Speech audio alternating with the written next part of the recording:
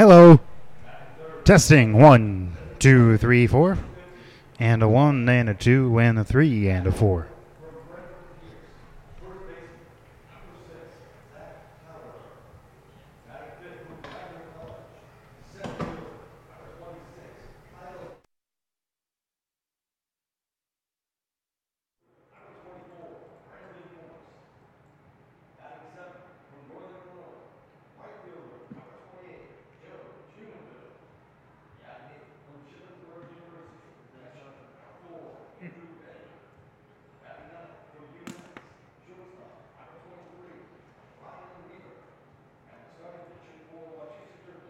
He knows 654 for the music.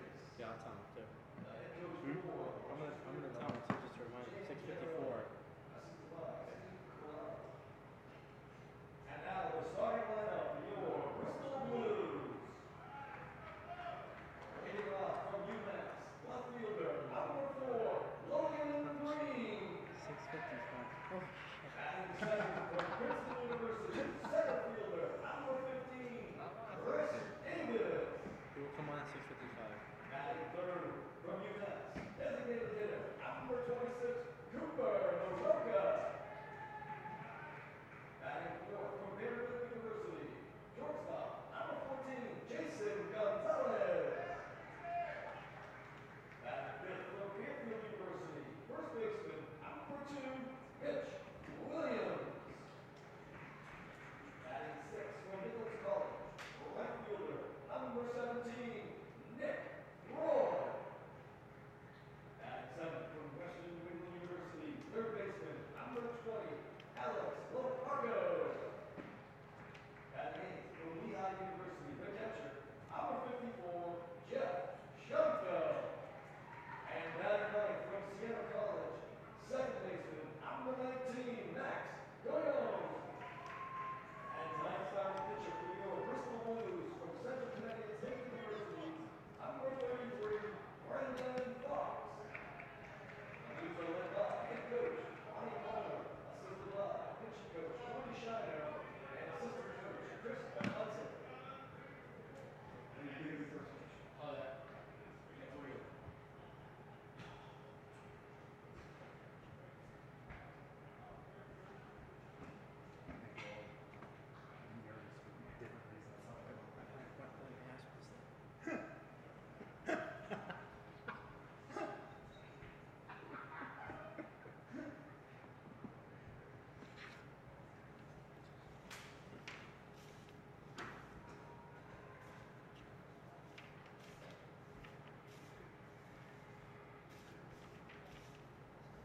Ladies, direct your attention to the pitching mound.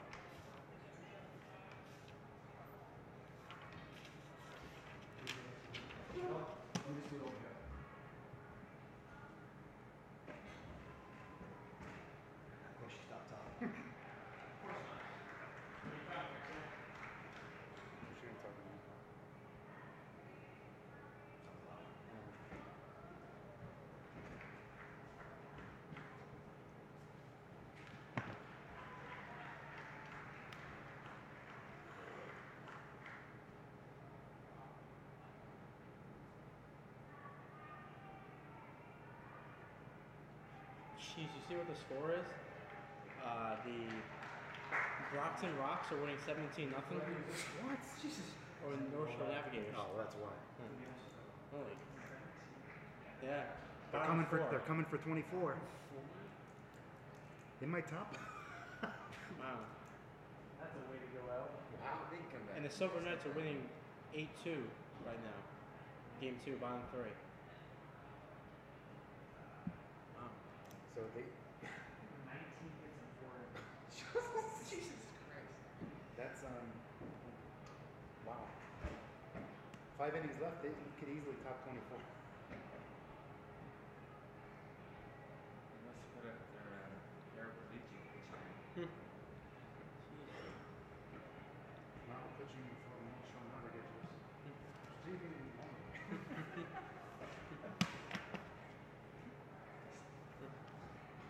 Listen to this starting pitching line. Oh, boy. 1 2/3 innings, 6 hits, 8 runs, 6 earned, 5 5 walks, 2 hits. Who was it? O'Connor. That was the kid who pitched there, didn't he? Yeah. Sounds like I think Yeah. That's a rough one. What could be Tim Redding? That's literally the first place to lose the last. There you go. And they had nothing to play for today. Nope, they're both locked into their spots. Maybe they're throwing under here. Be awesome.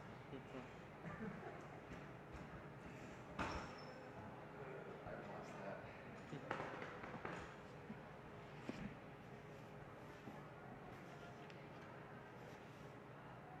We're hoping to lose, right? Tonight? So we only get one game, right? Well, no, if they lose, they play tomorrow. Right. If they win, then we have 2 wins. Well, they have the choice. Depends. They can either play a home game on Tuesday Right. and be on the road Wednesday, Thursday, or be on the road Tuesday and play here Wednesday, Thursday. And that's Thursdays just if necessary. Right. Obviously. Yeah. But if they play tomorrow, then tomorrow's game is a single elimination. Right. Yeah. Interesting.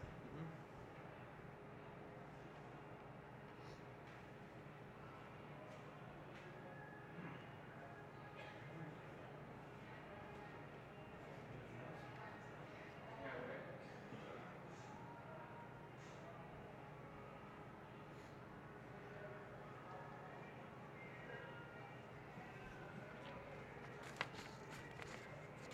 No, I don't.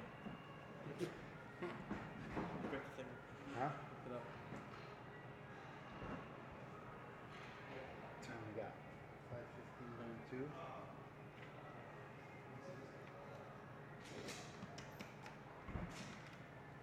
Alright, let's go. Here we go.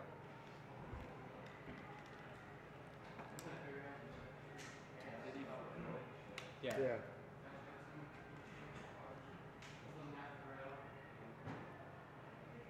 I'll put our mics on when music plays. Just don't forget to do a countdown. Countdown at 30 seconds. Until music or till we start? Like once the music starts, you're gonna say like 30 seconds, 10 seconds, 5 seconds. Or no, because it's playing. Well, just I would say that until music. How many? Well, it's almost 5:54 right now. So I got 30 seconds till music. So text them out. Tell them some 30 seconds till music. Right? Yeah.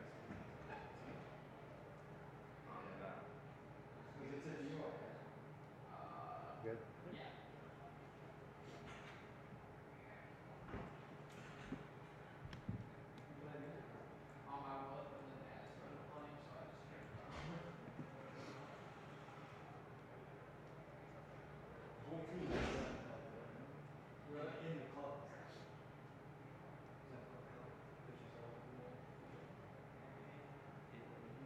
Inspirational speech from the locker room.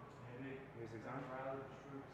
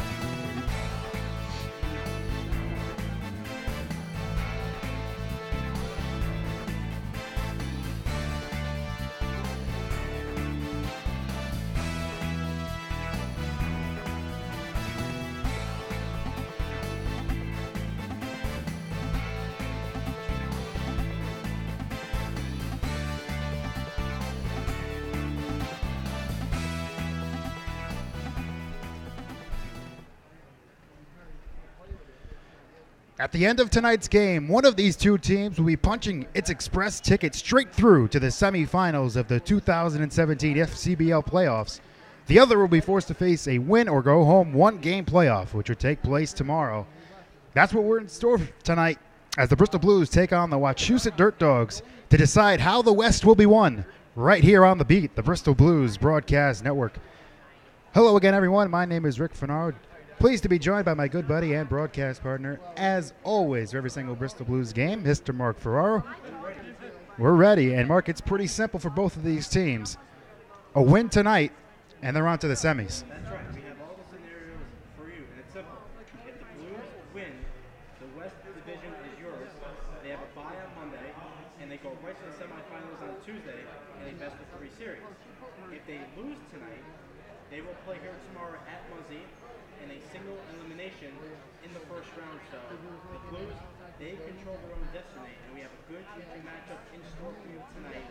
Obviously, for the Blues, they're going to throw Brandon Fox, and for the Dirt Dogs, they have their man on the mound.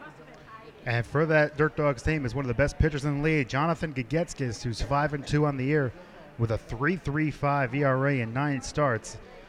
Brandon Fox on the year has yet to give up an earned run, so it's interesting to see which one of these two get an edge as we get closer to first pitch here at Muzzy Field. Will the Blues head out straight to the semis, or will they have to go to the one-game playoff and face the number 6 seed tomorrow?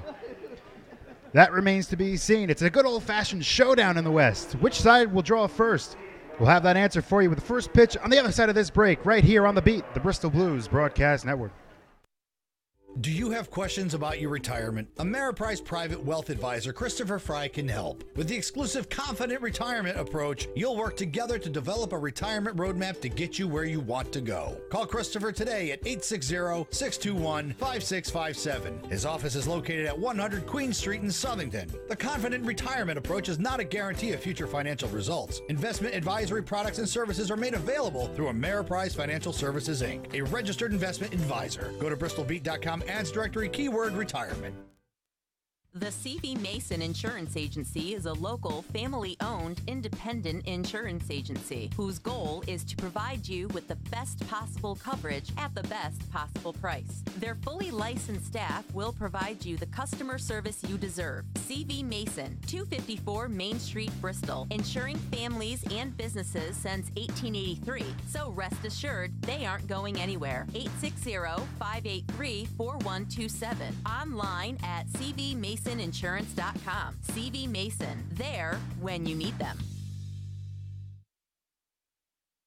Sometimes we make mistakes in our lives, and you may require a bail bondsman. Joe from Fernari Bail Bonds will bond you out with fast, professional service. He'll treat you with the respect and dignity you deserve. No bond is too big or too small. So when you're in trouble, give Fernari Bail Bonds a call, and Joe will get you through your most difficult situation. Joe is not only your bail bondsman, he's also your friend. Attorney referrals are available. Call Fernari Bail Bondsman at 860-919-3129. Payment plans are available, and all major credit cards are accepted. Joe's the man to get you out of a jam. Go to bristolbeat.com's ad directory, search keyword bail bonds. Would you let your child drive a car without taking a class first? Heck no. So don't let them graduate high school unprepared for the real world. This program introduces a student to themselves, unlocking their full potential, help your kids find their gift, leading to a successful life. Classes are available locally and nationwide. Sign up your student today, ages 10 and older. For more information, call 860-309-0182 or visit bristolbeat.com, ad directory, keyword Work It. Let Work It help you. Welcome back to The Beat, the Bristol Blues Broadcast Network. Just a couple of moments away from first pitch here at Muzzy Field in the game that will side the Western Division between the Wachusett Dirt Dogs and the Bristol Blues. And Mark is here with the Wachusett Dirt Dogs starting lineup. Leading off the Dirt Dogs tonight, playing third base is Jack Gethens. Hitting second is Bradley Wood, second baseman. Hitting third at DH is Mike Cockshell. Hitting fourth, the first baseman is Zach Tower. Hitting fifth, Kyle Kayla, the center fielder. Hitting sixth for Dirt Dogs is left fielder Brandon Morse. Hitting seventh is the right fielder Joe Mondo. Hitting eighth is Andrew Bennett, a catcher. And hitting ninth for the Dirt Dogs and playing shortstop is Ryan Lever. And on the mound for the Dirt Dogs is lefty Jonathan Gagetskis. And on the mound for the Blues tonight, when they take the field, it's Brandon Fox, who we said in the pregame show. 0-1 on the season, but has yet to give up an earned run in 6 games. 5 of those 6 game starts. 12 and a third innings pitched, 5 strikeouts, 4 walks. He has given up 7 hits. His last outing came on July 30th in the back end of a doubleheader against the Pittsfield Suns. Got the hard luck loss in that one. Pitched a season-high 5 innings, allowed just one unearned run on 2 hits, 1 walk, and he struck out 3. And one of his better outings of the season. He's pitched in 1 game against the Dirt Dogs. That was back on July 8th, nearly a month ago.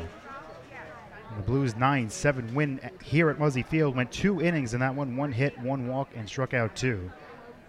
And the Blues have just taken the field here at Muzzy Field to start this game, which will decide the Western Division winner. The boys in blue took care of work in their road victory over the Brave Birds. 2 wins yesterday in Game 1. They defeated Worcester 4-3. Then in Game 2, shut them out 7-0. And in Game number 2, 7 hits. But the big thing in that one, 6 errors committed by the Brave Birds. Take a look at the Blues defensively. Out in left field is Logan Green. Chris Davis at his usual spot manning center. Nick Roy getting the nod out in right field. The new guy, Alex Laparco, is at third base. The shortstop is Jason Gonzalez. At second base is Max Goyon. Mitch Williams will play first, and behind the plate is Jeff Schoenfeld. Now, one guy who was a big part of that victory in yesterday's game, number 2, was Josh Jaworski, who was 3 for 4, not playing tonight, but we should recognize the fact that he was named on deck sports player of the night in yesterday's contest.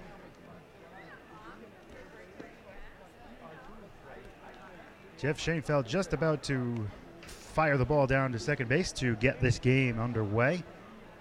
Probably another 1 or 2 warm-up tosses for Brandon Fox, who last time out we saw him 5 innings, 1 unearned run allowed. Pitched a season high, was much longer than we thought he was going to be that day. Let's see if he does it again today. Yeah, for sure, because usually we have seen Brandon Fox pitch maybe 2 innings, sometimes 3. In this game, we saw 5. And like you said, we never thought that as well, so you would expect tonight that he can give them at least 5 innings again against a very dangerous offense in the Dirt Dogs. Fox's College, Central Connecticut, had him on a pitch limit coming into this season, coming back from a shoulder injury. And it seemed like in his last outing when he threw roughly 60 pitches and 5 innings, it seems like he blew through that, and he probably should be able to pitch at least deep into this game, depending on what his pitch count is like in the early innings. And it's going to be tough against the Dirt Dogs team. It's one of the best offenses in the FCBL. And their leadoff man who leads that offense will step to the box as Schoenfeld throws down to second, Jack Gethings. We got to give the Dirt Dogs a lot of credit as well for their last game, which took place on Friday, because on top of the ninth, they were trailing 5-3, scored 5 runs in the top of the ninth to hold on to an 8-5, and the other fourth player of the night for Friday was Mike Kocher, who was 3 for 3 with 2 home runs. Jack Gethings will start things off, the 2017 FCBL All-Star. He was right here at Muzzy Field back on July 18th, hitting .326, 58 hits and 178 at-bats. 5 homers, he's driven in 32. Fox is ready, and the first pitch is a fastball on the outside corner, and the count 0-1. We're underway at 6:04 p.m.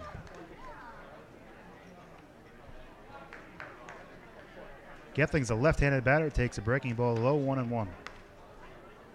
This is the 8th meeting of the season between these two teams. The Blues are 2-5. The Dirt Dogs have won the last 3 meetings. Fox deals another one down and in the dirt, 2-1. July 11th, July 25th, right here at Muzzy, 6-2 defeat. Who was the pitcher? Geskis. And he also beat them this past Monday at home, 16-2. That one hits the inside corner, and Fox evens the count up against the Dogs' leadoff man, Gethings, to count 2-2. In that game, the Blues were very sloppy. Max Goyon made 3 errors in that game this past Monday. 2-2 in the dirt, so the first batter of the game, and Fox goes full to him. The 2 victories for the Blues this year against the Dirt Dogs came on June 9th and July 8th, both at Muzzy. High and away, ball 4, so not the Stark Fox who won it tonight. Walks Gethings on the 3-2 pitch, 1 on, nobody out. And that'll bring up the Dogs' second baseman, Bradley Wood. Yeah, here are the Blues. They did put the number get down early. They're facing a guy who has been pretty dominant against you so far second in wins with 5 and 4th in ERA. Bradley Wood, a right-handed hitter, hitting .324 on the season, 44 hits and 136 at-bats. He's hit 5 out of the park and driven in 21. Runner goes, swing and a miss. Throw by Schoenfeld is high and away. It goes into center field. Gethings gets up. Now he'll head to third, and he is going to make it in safely. And the Dawgs are set up here in the top of the first inning. A stolen base and an E2. And there's a runner at third and nobody out. And that July 25th game, we were here very early in the morning, 11 o'clock, and the Dirt Dogs were very aggressive in that game. Scored many bases. You see early on, Gethings with the steal, moves to third, and just like that, the Dirt Dogs are set up nicely here to get the first run of the game. We saw in that game, I think the Dirt Dogs stole 6 or 7 bases in that game. Took advantage of a lot of first to third opportunities. Had a double steal, a squeeze play. 0-1 the count on Wood. Breaking ball hit high in the air toward right. Roy underneath it. Gethings tagging from third. Roy makes the catch. Here comes the throw to the plate. It looks good, but it's up the line. A sacrifice fly for Bradley Wood. And in the duel for the West, the Dirt Dogs strike first. A sac fly for Wood, and it's 1-0 in the top of the first.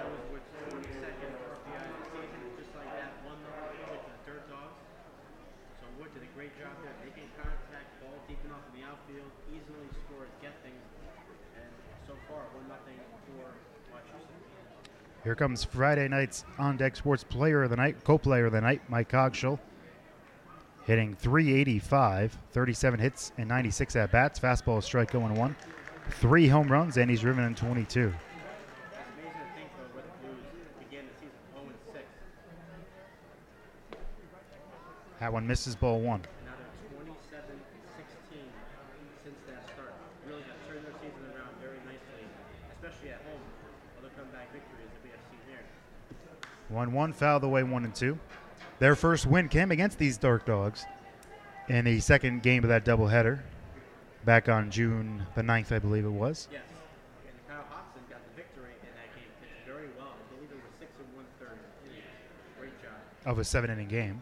So 2 outs from a complete game in that one. That one misses down and in 2-2.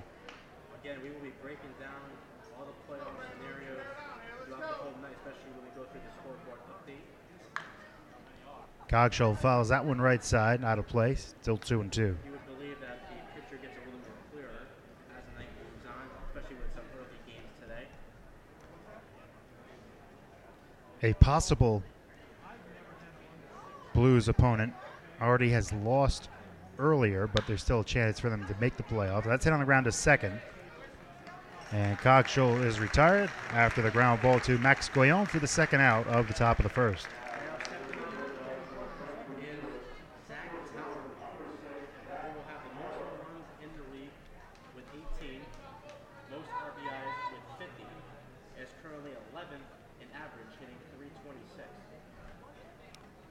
He'll lead the league in home runs unless Ryan Sullivan hits 5 tonight. Fox deals the tower, swing and a miss, 0-1. We saw Tower at the home run derby before the All-Star game here in Muzzy Field. Swings through the fastball, and Fox is ahead of him 0-2.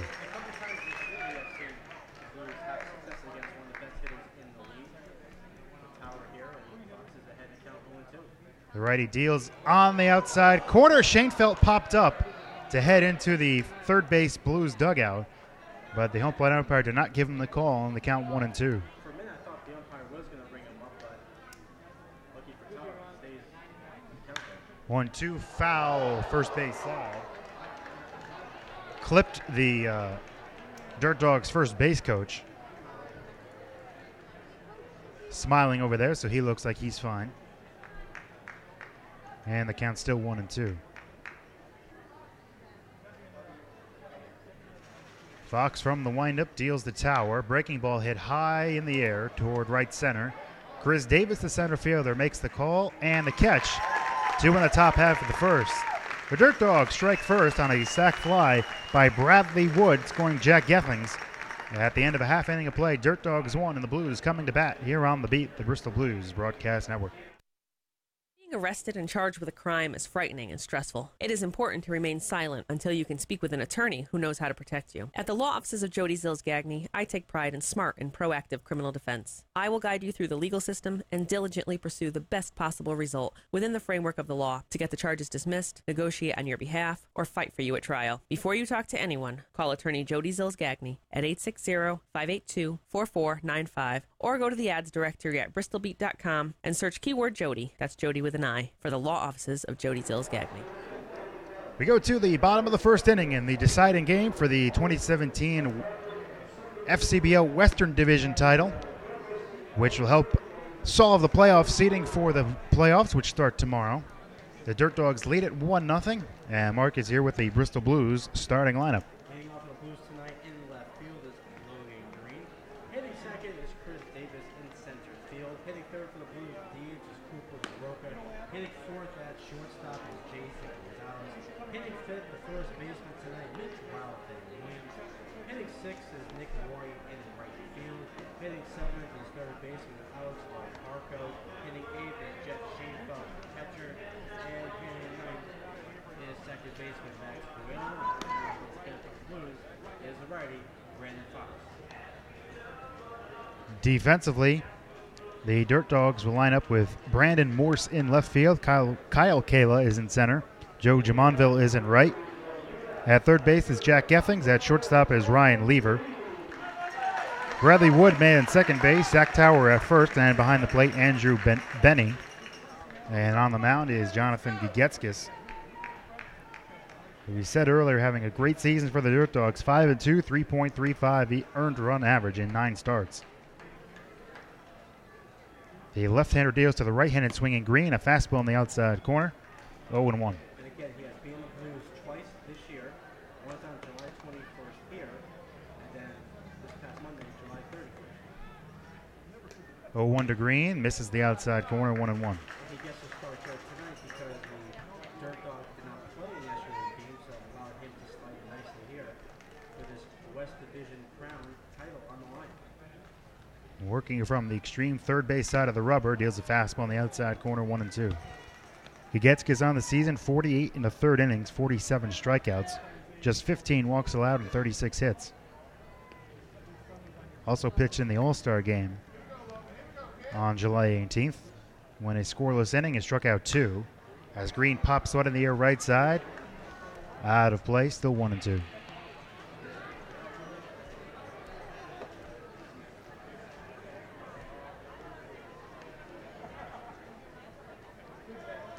Unusual start time for the Blues here on Sunday. An hour ahead of normally. Most of the game starting at 7. Tonight starting at 6. 1-2 pitch to Green. Chased it, but tapped it foul. And in front of the Dirt Dogs dugout on the first base side. The count's still 1-2. Now, if you're the Blues, especially against a guy like Gigetskis, you want to work that count early. You want to get that pitch count up for him so that he won't last too long in this game and you could go right to that bullpen. The 1-2 from the left-hander. Fouled away, still 1-2. It's really tough though, mindset for a hitter. You're facing a great pitch on the mound. What do? You want to be aggressive in the count because you don't expect too many balls to be out of the strike zone? Or, like I just mentioned, you want to work that pitch count and make sure you get up there. Speaking of dipping into the bullpen, there is action in the Blues bullpen. Green chops one left side. That's Geffings at third fielding, throwing, and Green retired to start the bottom of the first. Stepping up is the center fielder Chris Davis. On the season, he had 265 This would take us out to the Blues. You want to make sure he gets on base early and try to match that one run that the Dirt Dogs got in the top half of this inning.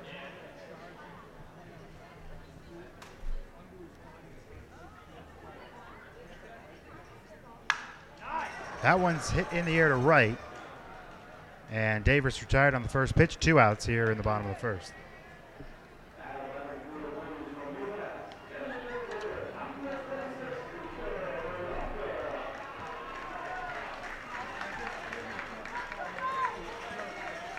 That'll bring up Cooper Moroka. Hitting third tonight. Moroka on the season hitting .238 20 hits and 84 at-bats, 2 home runs. He's driven in 15. 2 outs, nobody on, bottom of the first. Dirt Dogs late at 1-0. Kagetskis deals, fastball outside, ball 1.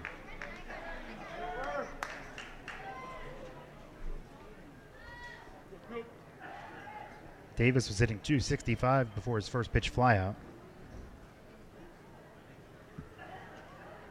And the 1-0 is drilled in the air to center field. That is going to be caught out in center field.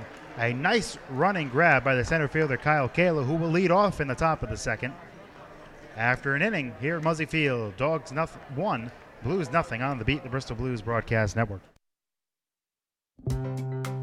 Looking for a great day out on the golf course? Join us for the Central Connecticut Chambers of Commerce Golf Tournament taking place Monday, August 7th at Tunxus Country Club in Farmington. This tournament is tons of fun with lots of prizes, great food, free gifts, good company, and some beautiful golfing. Plus the chance to win 5 hole-in-one prizes, including $10,000, 2 Harleys, and 2 brand new cars. Sponsorships, foursomes, and individual golfer opportunities available. Register today at centralconnecticutchambers.org.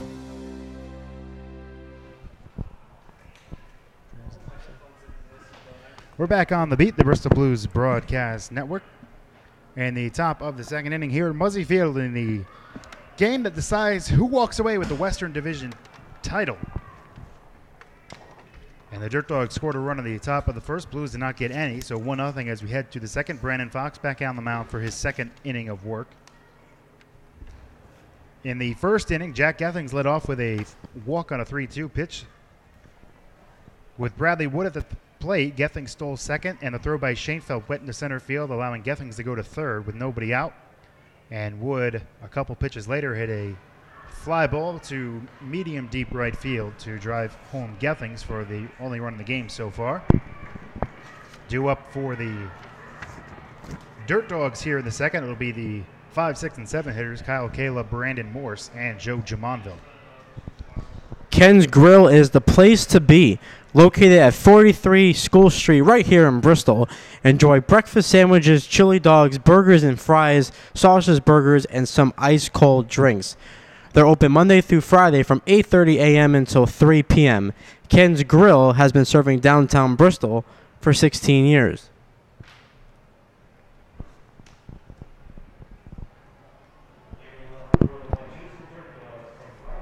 Kyle Kayla, who made a fantastic running catch. He was shaded towards right center field on that drive by Cooper Moroka. Had to head back into basically straightaway center field to make that catch and made a nice over-the-shoulder grab to retire Moroka. Kayla on the season, a right-handed hitter, hitting .315, 41 hits and 130 at-bats, 5 home runs. He's driven in 27. Right-hander Fox deals. That one's fouled straight back, 0-1.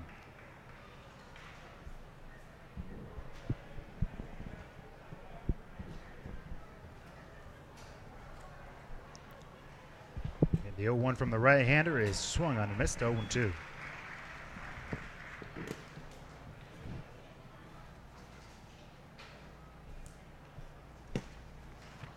Fox threw 19 pitches in the first and gets Kayla to swing through the fastball. 3-pitch strikeout starts the top of the second. First strikeout for Fox, and there's one away here in the top of the second. Well, maybe because we see someone warming up in that bullpen over there for the Blues, maybe we won't have Fox go as long as you think. Maybe this is a game where you're going to see a bunch of pitchers throw like we did this past Thursday. That'll bring up Brandon Morse, the right-handed hitter.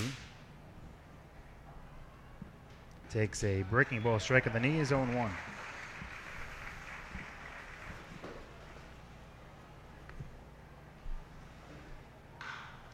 That was chopped on the ground. Diving play by Leparco, but it gets off his glove and trickles into shallow left field for a 1-out single for Morse here in the top of the second. And now stepping up will be the right fielder, Joe Jumonville. On the season for the Dirt Dogs, he's hitting .230 with 1 home run and 14 RBIs. 1 on, 1 out, top of the second. Dirt Dogs lead the Blues 1-0. And Fox deals. That one's hit in the air towards center. Davis back a couple of steps toward right center, makes the catch.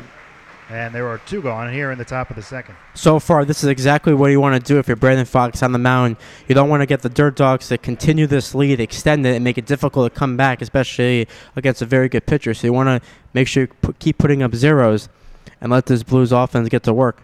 That'll bring up Andrew Benny, the catcher, hitting .302, 32 hits and 106 at-bats. He's driven in 18 and homered twice. This Dirt Dogs team is stacked with really good hitters having really good seasons. Breaking ball drops in for strike one. Mike Cogshall's hitting .385. Gethings .326. Tower .326. Wood .324. Caleb .315. Benny .302. Basically the whole lineup tonight hitting over .300. 0-1 breaking ball in the dirt. Gets past Shanefield. Trickles in front of the Blues dugout. So probably be scored a wild pitch. And on his way to second goes Morse. And coming into tonight's game, the Wachusett Dirt Dogs as a team hitting .285. So definitely one of the hottest hitting teams in the league. And now an opportunity by Bene here to increase the lead as Shanefield will go out to talk to Fox on the mound. 1-1 the count. 27 pitches so far for Fox with 2 outs here in the second. There is a lefty warming in the Blues bullpen. They have a couple of lefties down there they can possibly turn to. Hayden Manning, Keith Grant.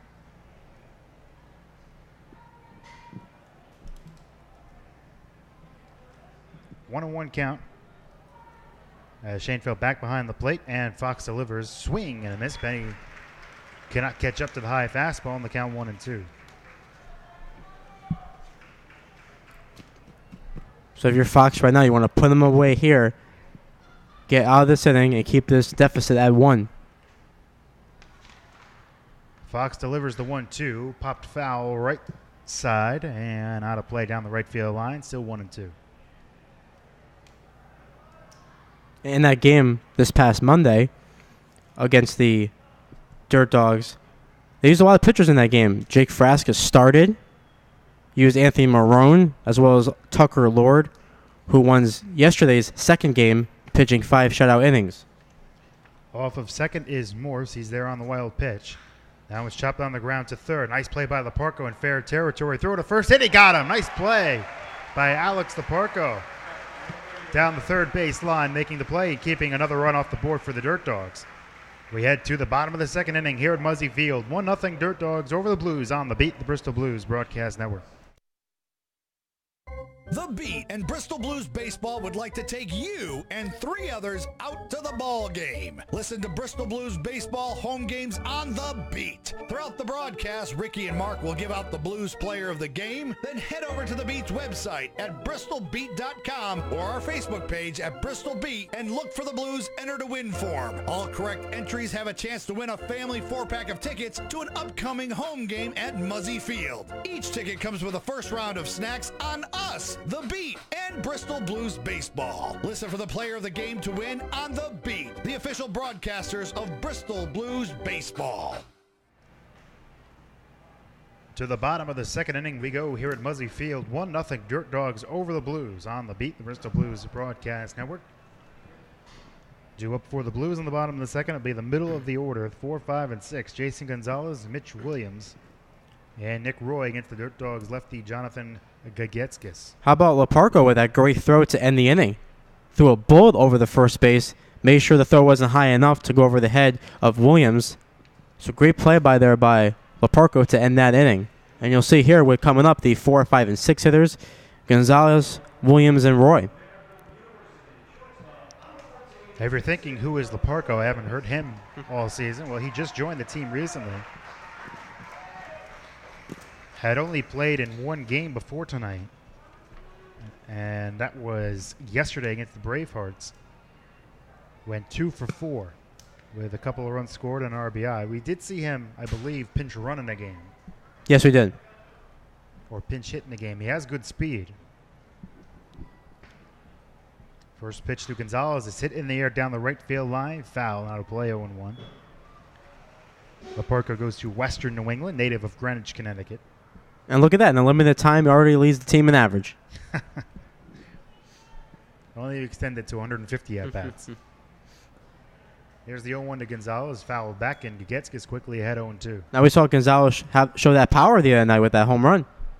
Opposite field. I haven't seen many opposite field home runs here at Muzzy Field.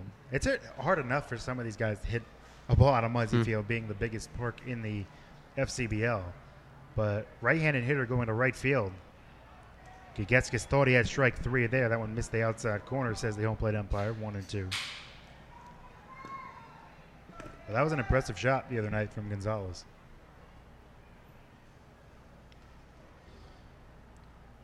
Gonzalez leading off the inning. 1-2 pitch in the dirt. And the count evens up at 2-2. Yeah, it's going to be very interesting tonight for those Blues players. Try to lay off that curveball in the dirt. So Gonzalez did a nice job there. As now it counts 2-2. The lefty deals, and that one's a high pop-up right side. And that will make the picnic area down the right field line. Still 2-2. But especially with a big game like tonight, you could see the manager of the Dirt Dogs go to Gagetskis and let him pitch maybe a little longer than we think. Maybe drive up that pitch count a little more. Dan Gennarelli, the head coach. That one's down the right field line. That is going to be foul. Still 2-2. If you like the approach by Gonzalez there, going the other way, just missed from being most likely a leadoff double. So hanging in there against Gagetskis. Down 0-2, 2-2, and then foul that one off. We saw on Thursday night when he went 4 for 4 with 2 doubles, a single, and a home run.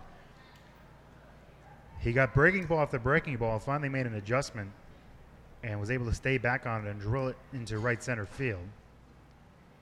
2-2, another pop foul, and that again will be out of play. Tough at bat leading off the second inning. And he has seen everything. Curveball, fastball. So we'll see which pitch Gagetskis tries to throw to try to get this first out of the inning. Center fielder Kayla shades him toward left center a little. Again fouled away.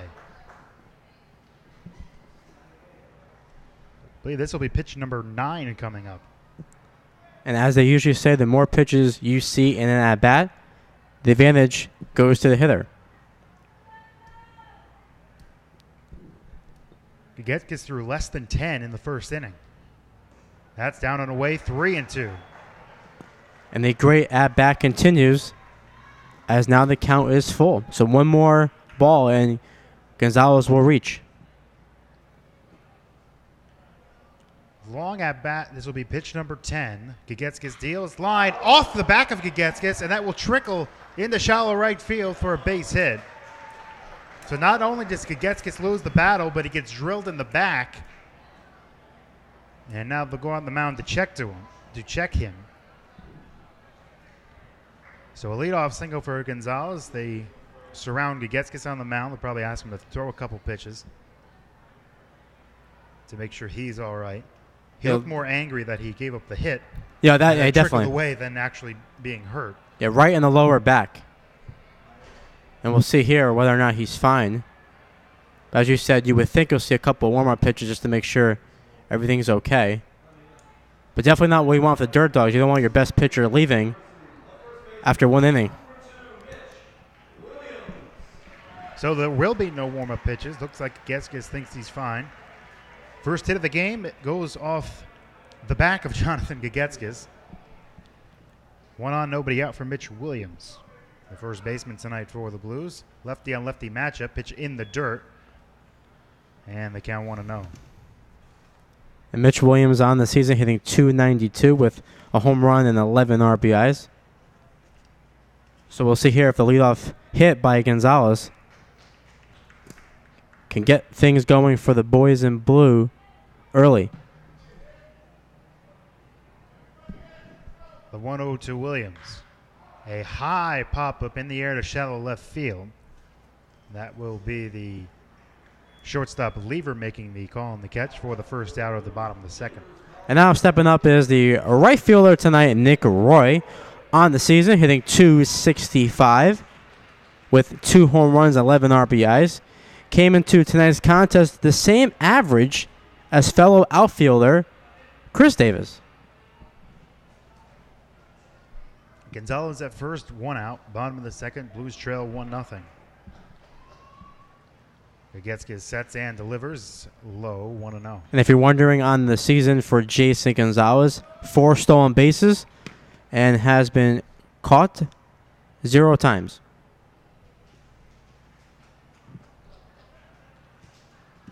Has a decent-sized lead at first base. Doesn't look like he's going to go anywhere. Breaking ball low, 2-0 to Roy. But you know what? I think even against a tough pitcher like Gagetskis, you need to be a little more aggressive on the base pass and take those chances and get into scoring position. So we'll see here if Gonzalez decides to go with the count being 2-0. The left-hander sets about belt level. There goes Gonzalez. Pitches high. Throw to second is good, and he is out at second base. What a throw by Andrew Benny. A strike right to the bag to get Gonzalez for the second out of the inning. Yeah, that was a great throw by Benny. Right on the money as the tag is made and Gonzalez is out. But again, you still got to be aggressive on the pace pass, though. Even though Benny might be tough behind the plate, you still got to take those shots. And Gonzalez did, but for the first time this year, is caught stealing. 3-0, outside ball 4. So Roy immediately replaces Gonzalez at first after the 4-pitch walk to the Blues right fielder. 1 on, 2 out, and that'll bring up Alex Laparco. And think about Laparco, who just recently joined the Blues, and now he's in the lineup. He's playing in a huge game tonight. Just like that, how everything could change. First pitch, a strike right down the middle, 0-1. So far, it seems like no effect at this point for Gagetskis with that hit in the lower back. By the way, the caught stealing to get Gonzalez goes 2-4. Roy also a threat to steal. 0-1 pitch is down low, 1-1.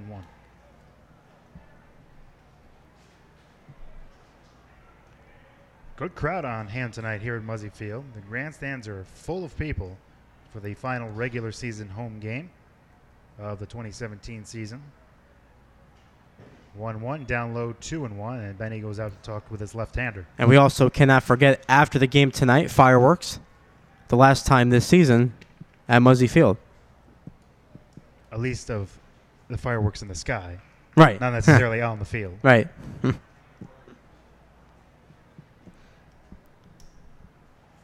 So again, the scenario with the Blues win, they have a bye, a day off tomorrow, and resume play on Tuesday. If they lose, we're back here tomorrow night in the first round. 2-1 pitch is just a little low to Laparco, and the count 3-1. So the count is in his favor here.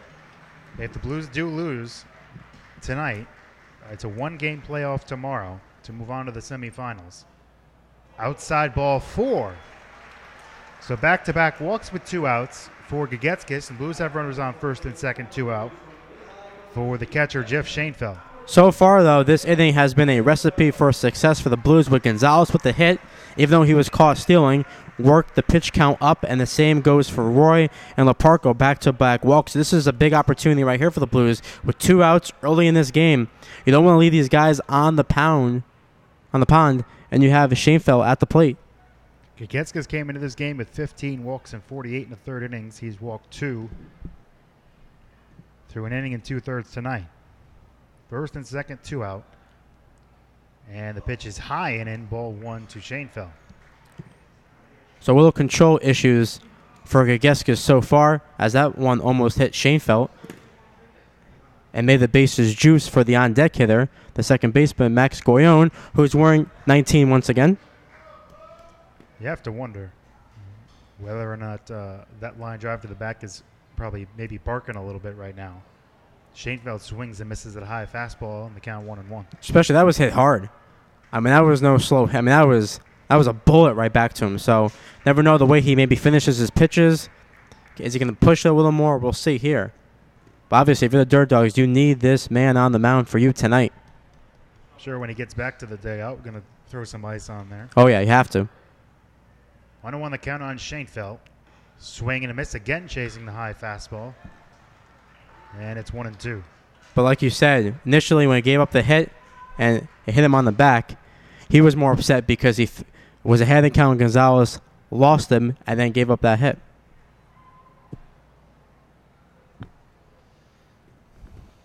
One and two the count on the Blues catcher. Gagetskis deals right down the middle, strike three. Gagetskis down looking. So the Blues threaten in the second with back-to-back two-out walks but do not score.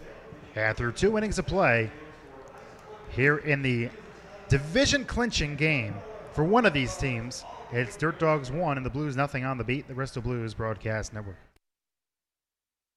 The Beat Bristol's Rock Mix is proud to be the official broadcast station of the Bristol Blues, the city's very own baseball team. So whether you're at the field or away, catch every home game from Muzzy Field by listening to the broadcast at bristolbeat.com or on our free app. This year's winning combination, Bristol Blues baseball on Bristol's Rock Mix, The Beat.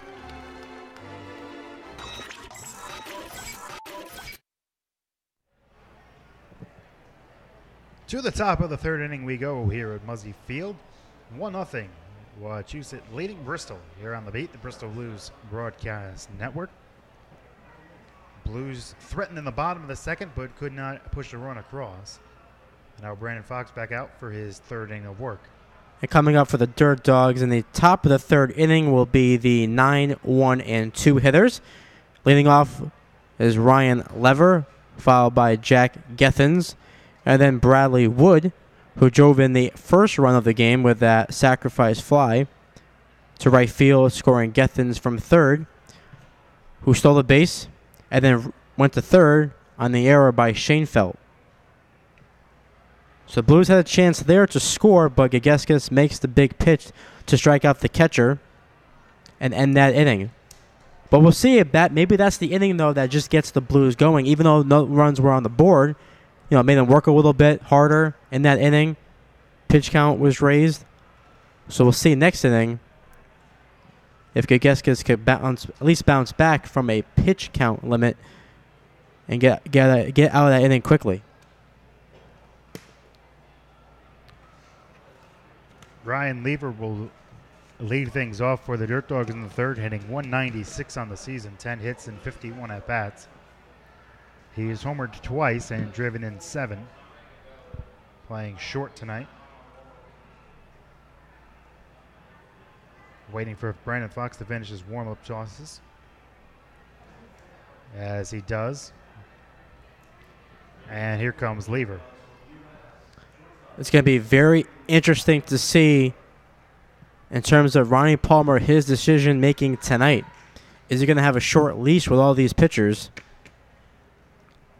and go to that bullpen very quickly? But we thought that last time, too, with Fox on the mound. So maybe he finally blew through it in that last outing. Lever, a 5'10" infielder from UMass Amherst. Fox fires a fastball in the outside corner for a strike, 0-1. On the season, hitting 196, but gets the call here. And Fox quickly ahead 0-2. This is 19th game of the season, 52nd at bat. And Fox is ahead in the count, 0-2. The right-hander deal is in the dirt, way too far in front of the plate for Lever to offer at it. The count 1-2. Again, Fox in that game against the Suns back on June 30th, 5 innings through 66 pitches. So we'll definitely keep an eye on that as this game moves along. 1-2, a high fly ball in the air to left. Green heading back, and he makes the catch in fairly deep left field. For the first out of the top of the third, we go back to the top of the order for the Dirt Dogs and Jack Gethings, who was aggressive on the base pass in the first inning. Hey, you have to be, especially in a game like tonight. Trying to win this division. You saw Gethens, as you mentioned, the first inning. We saw Gonzalez last inning for the Blues. So both teams taking their chances early as Gethens steps up with 1 out here in the top of the third, and the Dirt Dogs lead 1-0. First pitch from Fox is drilled down the right field line, but foul into, I think he might have knocked out one of his teammates. And the Dirt Dogs bullpen down the right field line. So a loud strike one. And now Ronnie Palmer is going out to the mound and one of his injury with Fox. You think he's reaching his side or his back? Actually, the trainer goes out as well. And he's rubbing his left side, maybe his left lower back area.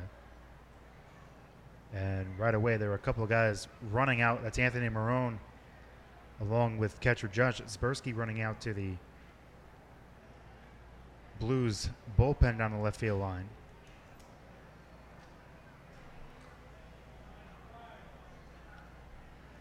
And Tyler Kovalevich also joining him down the left field line. Trainer's having him stretch his arm up in the air, his left arm up in the air, his non-throwing arm. Looks like this left side, something around his left side near his belt. He's at 35 pitches with one out here in the top of the third, which is, he had 66 his last outing? Yes. And don't forget, this is a pitcher who's coming back from an injury. But we'll see here if he's going to throw some warm-up pitches, make sure he's okay.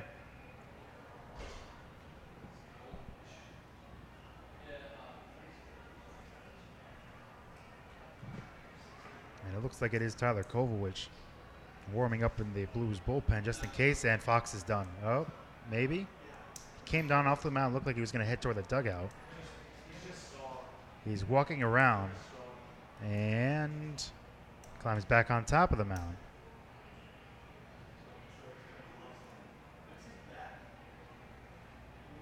And it looks like Brandon Fox is about to exit this game. The umpire's writing down a new name in his scorecard, and there goes Fox. So Brandon Fox departs with an injury. Won't speculate exactly what it is, but he was grabbing his left side. And the new pitcher for the Blues will have as many warm-up pitches as he likes due to the injury. We're going to step aside real quick. We'll come back, and we'll tell you about the new Blues pitcher on the other side of this break. Do you have questions about your retirement? Ameriprise Private Wealth Advisor Christopher Fry can help. With the exclusive Confident Retirement approach, you'll work together to develop a retirement roadmap to get you where you want to go. Call Christopher today at 860-621-5657. His office is located at 100 Queen Street in Southington. The Confident Retirement approach is not a guarantee of future financial results. Investment advisory products and services are made available through Ameriprise Financial Services, Inc., a registered investment advisor. Go to bristolbeat.com ads directory keyword retirement.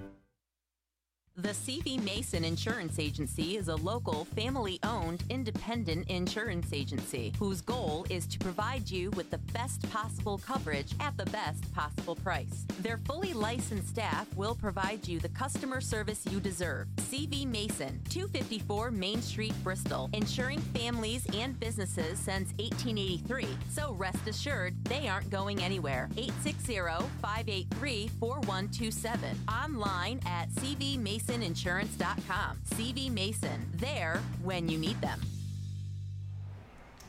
Replacing the injured Brandon Fox with one out in the top of the third is the right-hander Tyler Kovalevich from Post University. 1-1 on the season with a 6.48 earned run average. 8 games, 5 starts, 25 innings pitched, 21 strikeouts, 18 walks allowed, and 33 hits. Very limited, very low. His last outing came on August 3rd, right here at home against the Suns, and the Blues 10-2 win. He got the win in that game, his one win of the season. Pitched one scoreless inning of relief. He's faced the Dirt Dogs once this year. That was back on July 25th. That was right here. Went 4 1/3 innings, 1 run, 2 hits, 4 strikeouts, and 7 walks. So 7 of his 18 walks were in one appearance.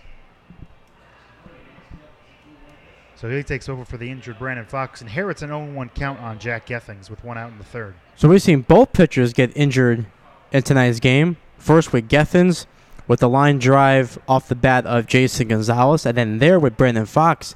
I guess he felt on the side after that pitch to Lever to begin the third.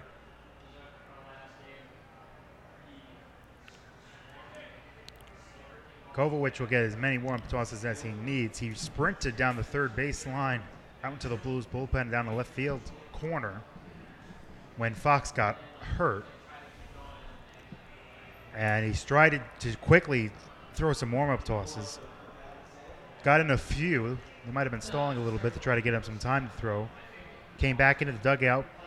He didn't have time to get his glove, actually, to warm down in the bullpen. So he had to come back to the dugout, get his glove, and then head back out to the mound. Kovacic, the tallest member of the Blues, at 6'8", native of Colonia, New Jersey. And it looks like he's got one more pitch, according to the home plate umpire. Blues infield returning to their spots, and Jack Gethings will come back up. First pitch he faced against Fox, fouled it down the right field line. So the count 0-1 on the Dirt Dogs third baseman. You gotta love his socks too, Kovacic on the mound. Pulls them up. Pulled him up and got the stirrups working. Gethings does too.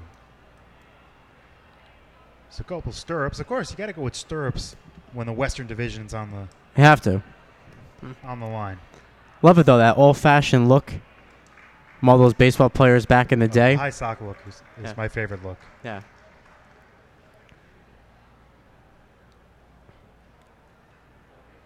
It looks classic. Makes me think of the early 1900s. Which you have an early baseball stat later in the game. Gethings bunts, a beautiful bunt. Kovacic fields, throws in time. Nice play by Tyler Kovacic. They test him right away. It was a good bunt by Gethings. Kovacic off the mound and fired a strike to Mitch Williams for a delayed second out of the third inning. Yeah, interesting choice there by Gethings with one out, but obviously he has a speed. And the ball was placed perfectly, just not far enough in terms of Kovacic making a nice throw and getting the second out of the inning. First pitch to Bradley Wood is high ball one. Wood drove in the only run of this game so far with a sacrifice fly to right. A little more Gethings would have reached that first base. Outside 2-0. But Kovacic got off the mound quickly and made that great throw over there to Williams. If he had hit it just slightly closer to the third base line, I think he would have beaten that out. And the pitch is low to Wood, 3-0.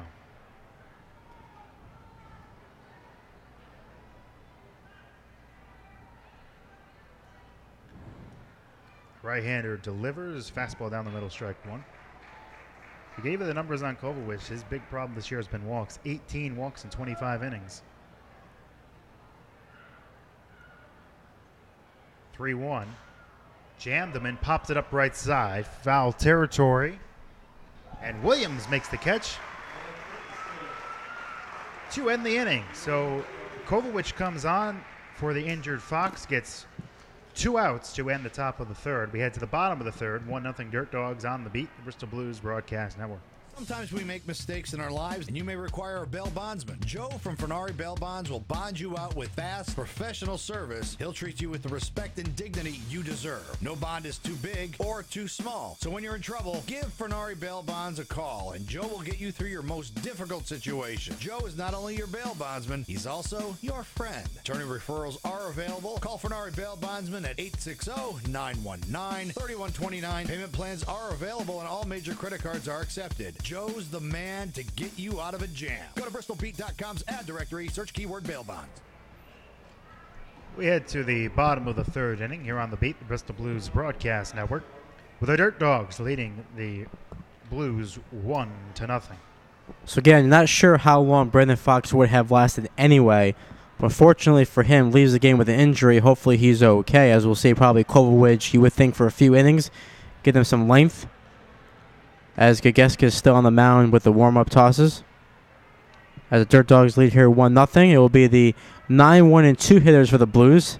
Max Goyon, Logan Green, and Chris Davis.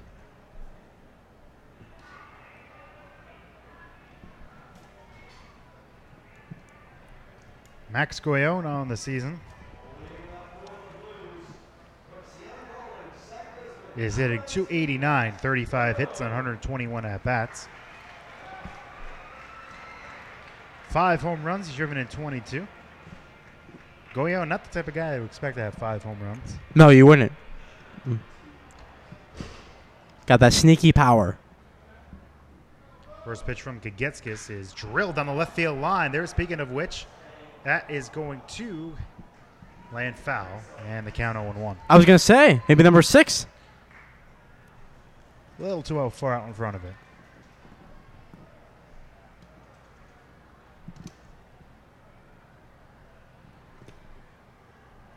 Gagetskis, after that pitch, 36 pitches. So this will be number 37.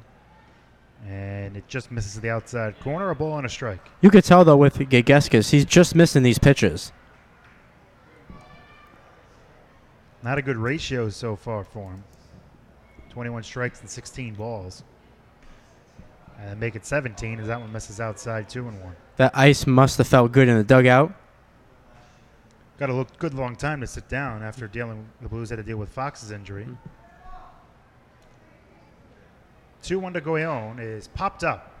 First base side, foul territory. Tower under it, and he makes the catch right in front of his own dugout for the first out of the bottom of the third. And Logan Green stepping up to the plate is 0 for 1. He ground out to the third baseman, Jack Gethens, in his first at-bat.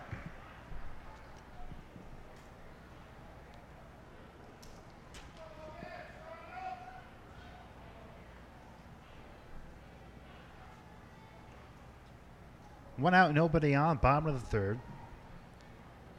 Blues trail 1-0. Gagetskis deals. That one's hit in the air to right.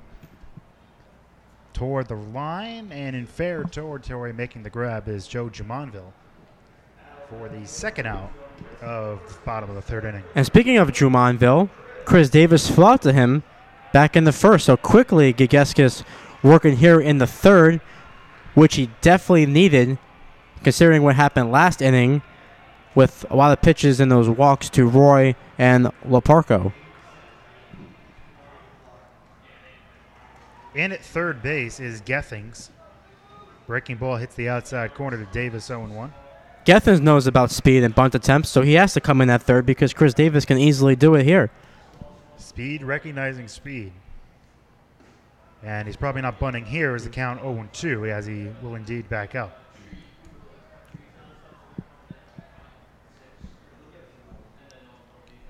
Gagetskis working quickly. He will deliver the 0-2 to the lefty swinging Davis. It's down and in, ball 1.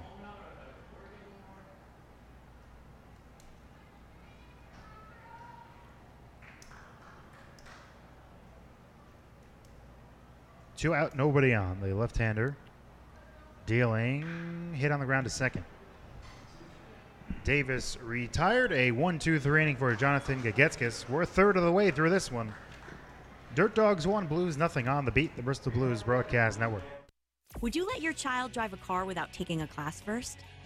Heck no. So don't let them graduate high school unprepared for the real world. This program introduces a student to themselves, unlocking their full potential, help your kids find their gift, leading to a successful life. Classes are available locally and nationwide. Sign up your student today, ages 10 and older. For more information, call 860-309-0182 or visit bristolbeat.com, add directory, keyword, Work It. Let Work It help you. To the top of the fourth inning we go here on the beat, the Bristol Blues Broadcast Network, with the Blues trailing the Dirt Dogs 1-0 in the game that will decide who wins the Western Division title and clinch the number 2 seed in the FCBL playoffs. The last edition of On This Date in Baseball History for the regular season. In 1890, Cy Young made his debut as the Cleveland Spiders took care of the Chicago Colts 8-1 at Wachusett Park. The 1903 World Series champion still holds many records. Cy Young's impressive resume includes winning 511 career games, throwing 749 career complete games, and pitching 25 in the third consecutive hitless innings. The man who won at least 30 games in 5 seasons was inducted into the Baseball Hall of Fame in 1937. Mike Cogshaw will start things off for the Dirt Dogs. He is the three hitter in the lineup, left-handed hitter. 0 for 1 so far tonight. Kovacic back on the mound for his first full inning of work, after getting the last 2 outs of the top of the third following the Brandon Fox injury. Cogshaw's first time up, grounded out to Max Goyon at second. And he might have just grounded out to him again. Big hop, Goyon fields, and Cogshaw retired. 1 away in the top of the 4th. That's huge right there, because obviously this inning is huge for Kovacic, considering who was coming up. Obviously there, Cogshaw grounding out to Goyon. Now you're facing Zach Tower with nobody on base, which is exactly what you want to have happen. In the first inning, in Tower's first at-bat, he flied out to Chris Davis in center. 1 out, nobody on, top of the 4th. The right-hander Kovacic deals down on away ball 1.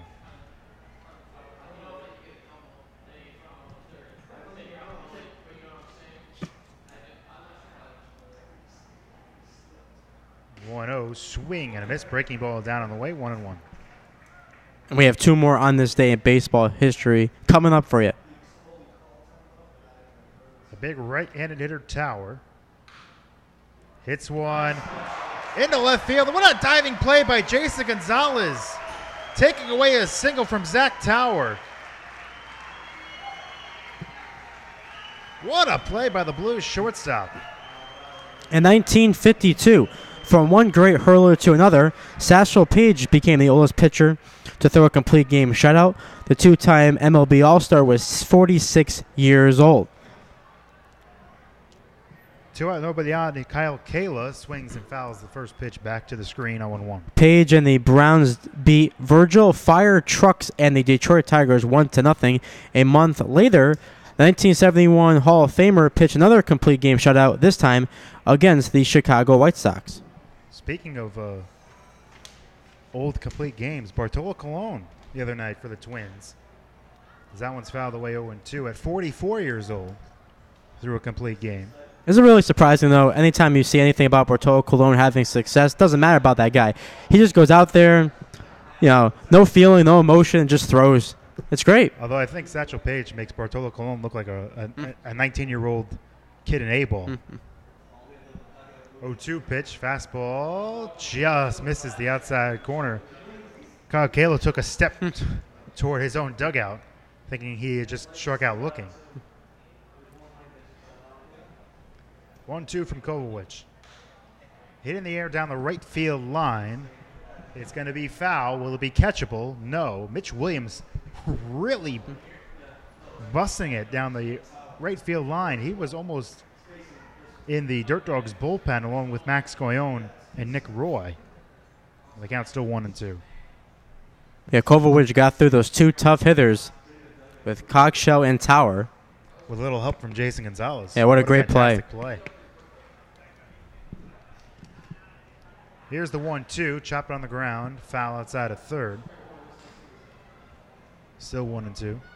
So far the Blues only 1 hit on the night that came from Jason Gonzalez back in the second inning, but then was caught stealing by that great throw by Andrew Bene. 1-2 is hit in the air toward right center. That will be Nick Roy in right field making the catch at a 1-2-3 inning for Tyler Kovacic. We head to the bottom of inning number 4 here at Muzzy Field. 1-0 Dirt Dogs on the beat, the Bristol Blues Broadcast Network. Being arrested and charged with a crime is frightening and stressful. It is important to remain silent until you can speak with an attorney who knows how to protect you. At the law offices of Jody Zills Gagné, I take pride in smart and proactive criminal defense. I will guide you through the legal system and diligently pursue the best possible result within the framework of the law to get the charges dismissed, negotiate on your behalf, or fight for you at trial. Before you talk to anyone, call attorney Jody Zills Gagné at 860-582-4495 or go to the ads directory at bristolbeat.com and search keyword Jody, that's Jody with an I, for the law offices of Jody Zills Gagné.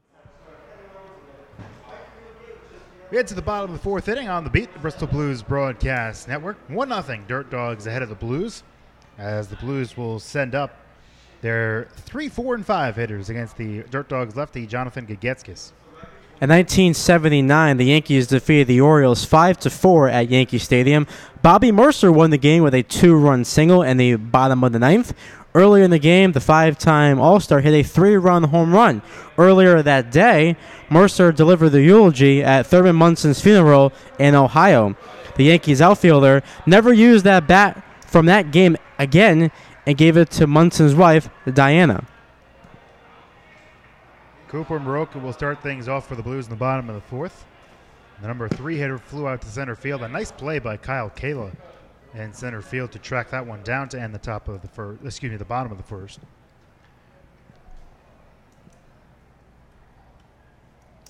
Lefty Jonathan Gagetskas had a 1-2-3 first inning, a 1-2-3 third inning. Struggled a bit in the second inning, but did not allow a run. First pitch to Moroka is high and away, ball 1. Now, I know we were going to talk about this. We mentioned it earlier we were going to talk about this before yes, the we game did. started. You gave those stats about Cy Young. 1-0 pitch is a strike on the outside corner, 1-1. And we started talking and comparing a little bit before the game started, as we tend to do, about who would you rather have of the early baseball elite pitchers, Cy Young or Walter Johnson? 1-1, fastball swing and a miss, chased it up in the zone, 1-2. So Cy Young or the big train? Well, I would still go with Cy Young. I mean, there's an award named after him, for goodness sake. So I'll go with Cy Young. There's the 1-2 pitch. Fisted foul, right in on the hands, 1-2. Let me talk about those guys, the success they had such a long time ago. The complete games, the shutouts, the numbers are ridiculous. I mean, the numbers pretty much from both of them are like video game. Well, Cy Young is the all-time leader in complete games. Walter Johnson's the all-time leader in shutouts with 110. 1-2 pitch is fouled away, still 1-2. Cy Young has the edge in wins with 511. Walter Johnson, though, was right up there with 417.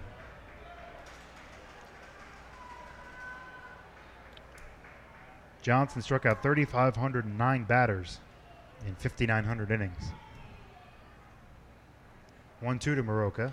Fastball high, 2-2. I'm going to go with Walter Johnson. Okay. Now, get this stat for Walter Johnson. From his first year was 1907. He was 19 years old. From 1907 all the way to 1916, which is age 28 season, as Moroka again fouls it away, 2-2. Johnson had exactly 1 year where his ERA was over 2.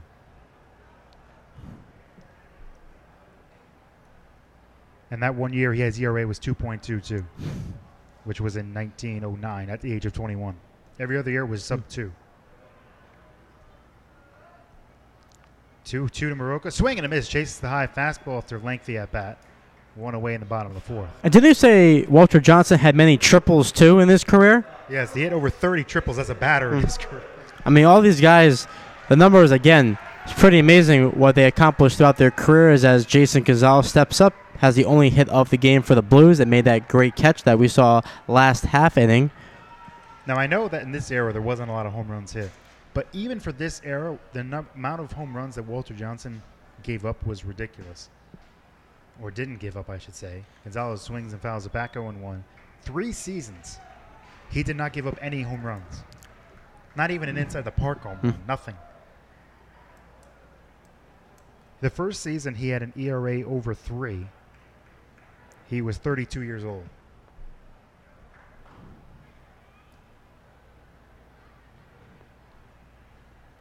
0-1, breaking ball strike on the inside corner, 0-2. And considering he started his career at 19. So from age of 19 to 32, he did not have a season where his ERA was over 3. I mean, at the end of the day, you pretty much send either one to the mound. Gonzalez chases the high fastball. Back-to-back strikeouts for Gagetskas here in the bottom of the fourth.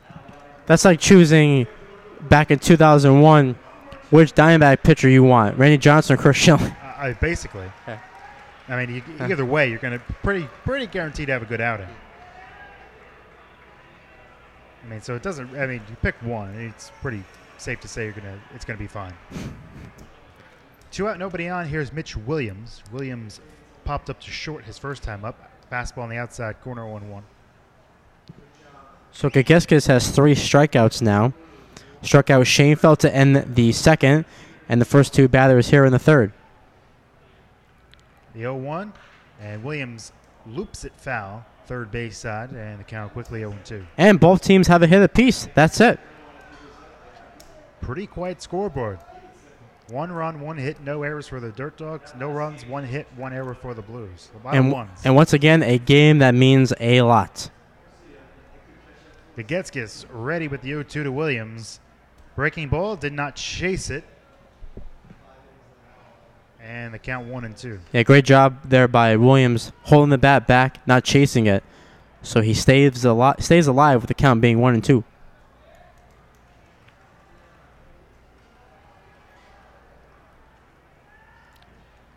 Williams awaiting the 1-2.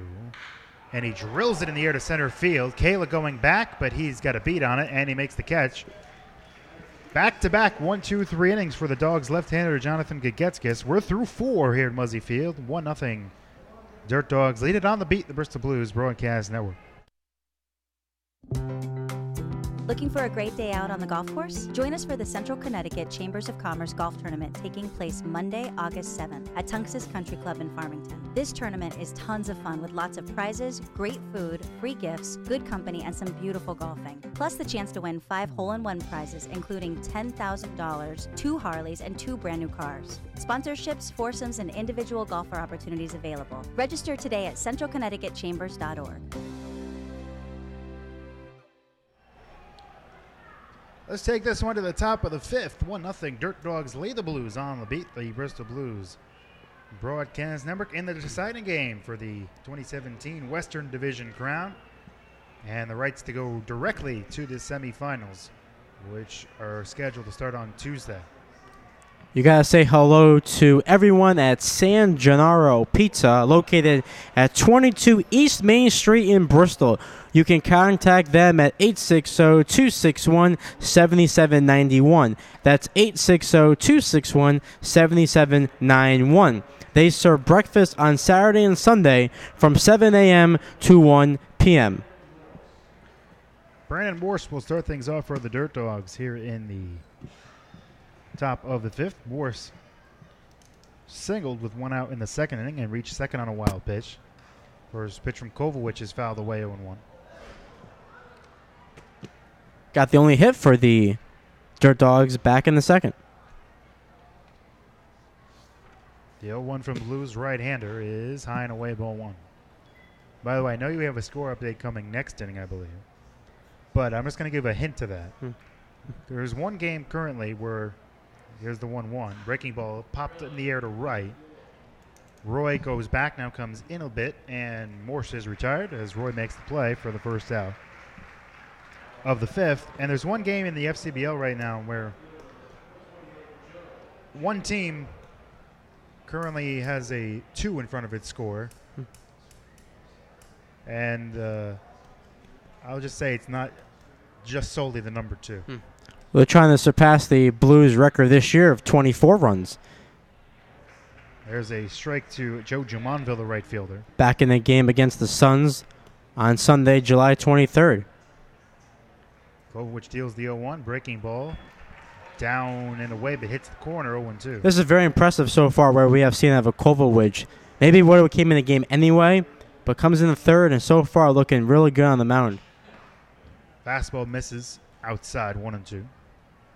Brandon Fox left the game with 1 out in the top of the 3rd with an injury. Breaking ball gets away from him and it misses outside 2-2. Kovacic came in, got the last 2 outs of that 3rd inning. Pitched a scoreless 4th, a 1-2-3 4th. And has got 1 out, nobody on here in the 5th. And he's going full to Jumonville after the 2-2 pitch misses below the knees.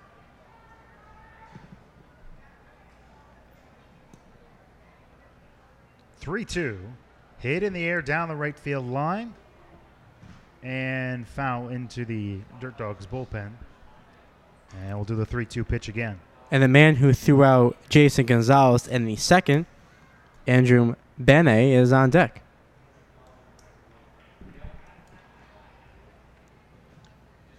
Kovacic ready with the 3-2 pitch. And it's chopped on the ground to short. Gonzalez on a couple big hops, fires, and they just get the speedy right fielder, for the second out of the top of the fifth.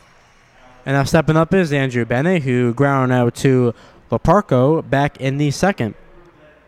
So Kovacic has done everything you can ask for so far in this game. Again, relieving Fox after that injury.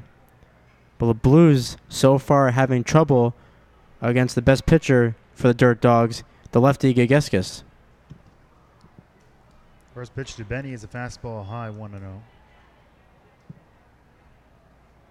2 out, nobody on top of the fifth. Blues trail 1-0. Game started almost at 6:05. There's a fastball on the outside corner, 1-1. Sun just starting to set here in Muzzy Field down in straightaway left field. Breaking ball, Benny holds off, 2-1. And this game is too important. We can't have the sun right on us, especially tonight. We need to see everything. 2-1. High and away, 3-1. 19 strikes for Kovacic, and that was ball number 12. 3-1. And there's a fastball on the outside corner, 3-2 to his second straight batter. You were talking earlier about the Dirt Dogs and all their averages this season. 8 guys on the team hitting over 300. 3-2 hit into left field for a base hit. Right in between the hole at short and third. Gonzalez was the closest one to it, but the ball was hit too hard for basically him to react. So the second hit of the game for the Dirt Dogs belongs to Benny. He's on with 2 out. That'll bring up Ryan Lever. Again, 8 guys over 300, including one guy who's not too far behind all of them, hitting 291. The shortstop, Pangallo. So up and down this lineup, these Dirt Dogs hitters can definitely rake. That first pitch is fouled straight back 0-1 to Lever. Lever flied out to left.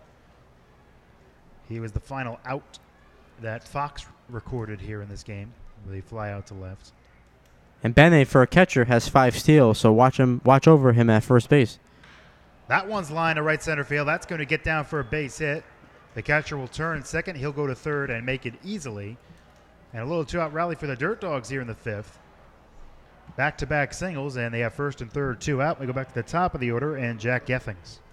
Who again in the first inning walked, stole a base, went to third, and then came home on the sacrifice fly by Bradley Wood. And then in the third, there was a bunt attempt, but great play off the mound by Kovacic. Just got him over there at first base.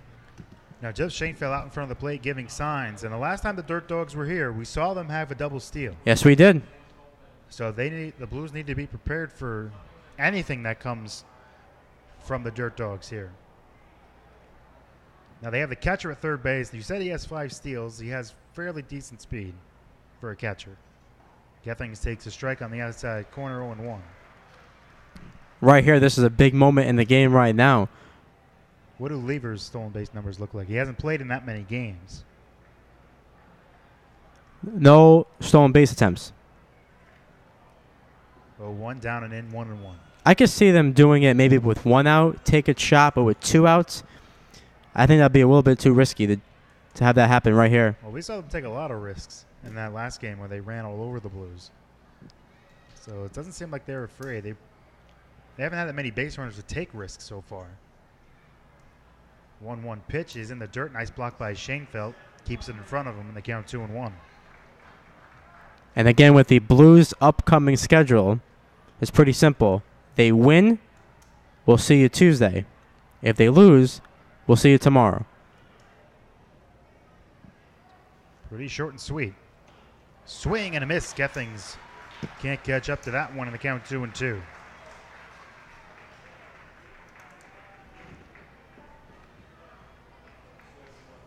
First and third, 2 out, top of the fifth. Dirt Dogs lead 1-0. Kovacic against Gethings. The right-hander deals high and away, ball 3. So that will release the runner at first base. They'll go with 3-2 and 2 out.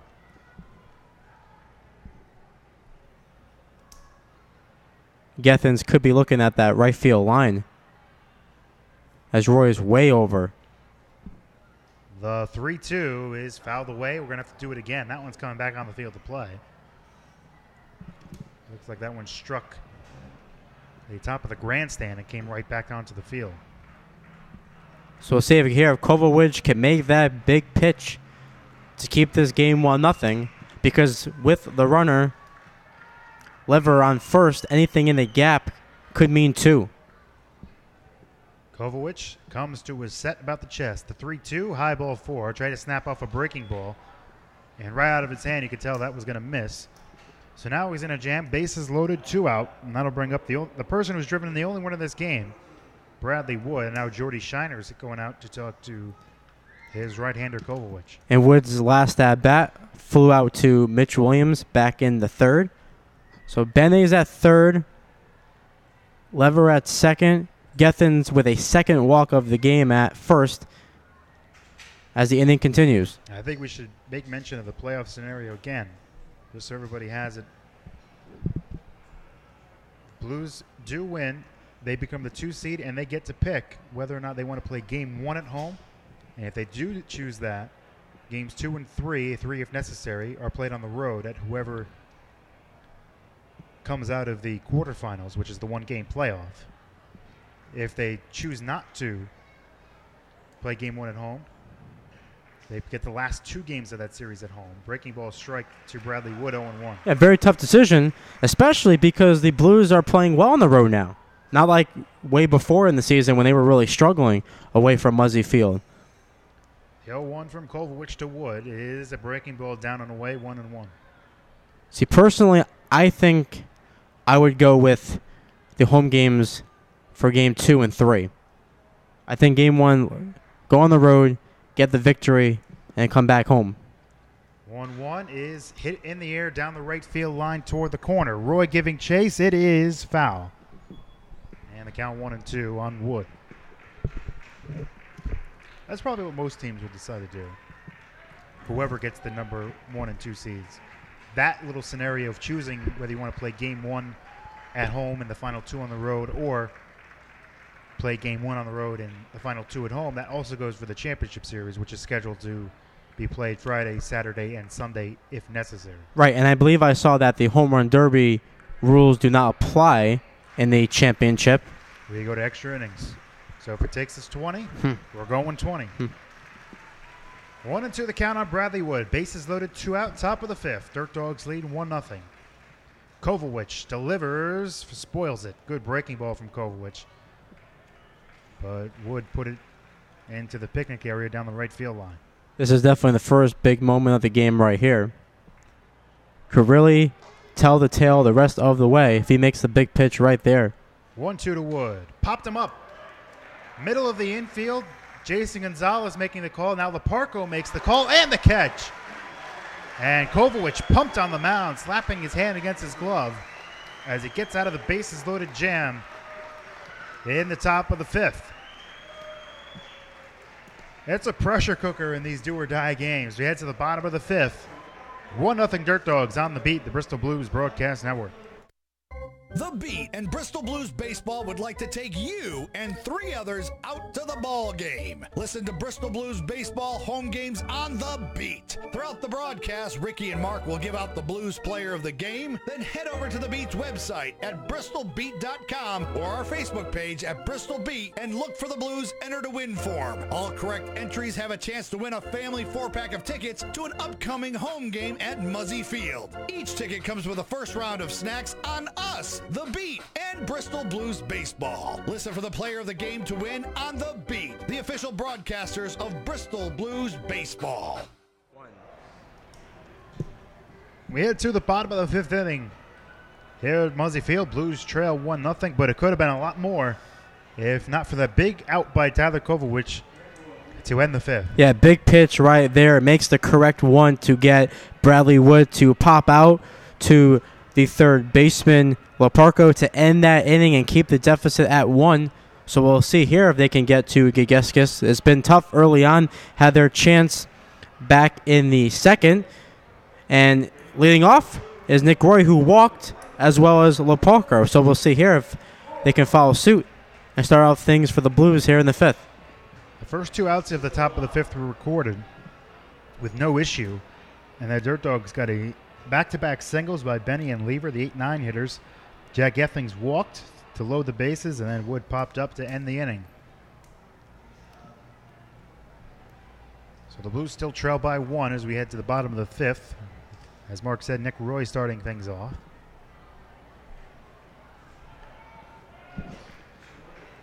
All the Blues base runners came in the second inning. A single and 2 walks. First pitch to Roy is down and away, ball 1.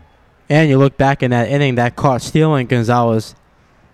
Definitely huge with a great throw by Bene. 1-0 to the Blues right fielder, outside 2-0. The Blues that inning, Gonzalez led it off with a single. Was caught stealing by Nick Roy at the plate. Roy later walked. Leparco walked, and then Schoenfeld ended it by striking out. 2-0, fouled back, 2-1.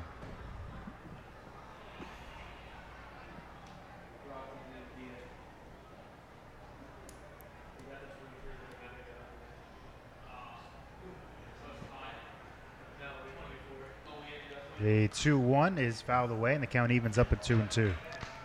Next inning, we'll take a look at the rest of the games tonight, as Rick gave you a little bit of a hint. So we'll get to that very, very shortly. Pitch number 64 coming up for Gagetskis with nobody out here in the bottom of the 5th. Left-hander deals, loop to right, and foul. Still 2-2. After Roy, it's Leparco and then Schoenfeld. There is some activity in the Dirt Dogs bullpen, but I think it's just some of those guys just loosening up. It looks like possibly, I think it's Joel Torres warming up for the Blues. It's a right-hander with a 2 as the first number in his jersey. 2-2, swing and a miss, strike 3. Gagetskis comes back down 2-0 to Roy, comes back to strike him out for the first out of the 5th. And now stepping up is the third baseman, Alex Leparco, who walked as well in the second and made the big catch last half inning. 4 strikeouts so far for Gagetskis. 3 of the last 4 outs have been strikeouts. As first pitch to Leparco misses high and away, ball 1. And with a win tonight, Gagetskis would tie Anthony Marone on the Blues for the lead with 6. 1-0 is high, 2-0. Marone's been at the top of the wins in the FCBL for a while, it seems like. Yeah, he has. He had a string where, like, almost every game he appeared in, he got the win. I think, like, 4 straight appearances or something crazy like that. 2-0 pitch is in the inside corner, 2-1. Especially a couple of times at Muzzy Field.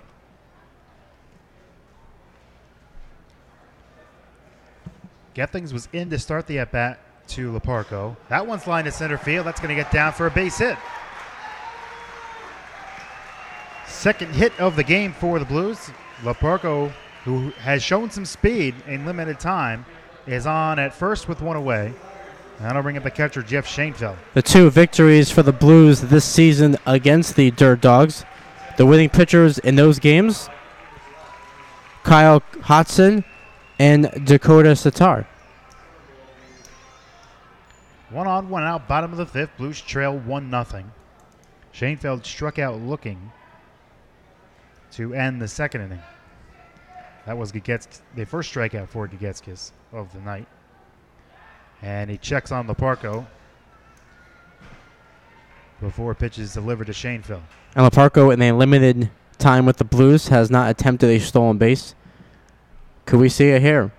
I have a feeling we're going to see an attempt here. Dancing a little bit off first. First pitch not going. There's a strike on the outside corner to Schoenfeld, 0-1.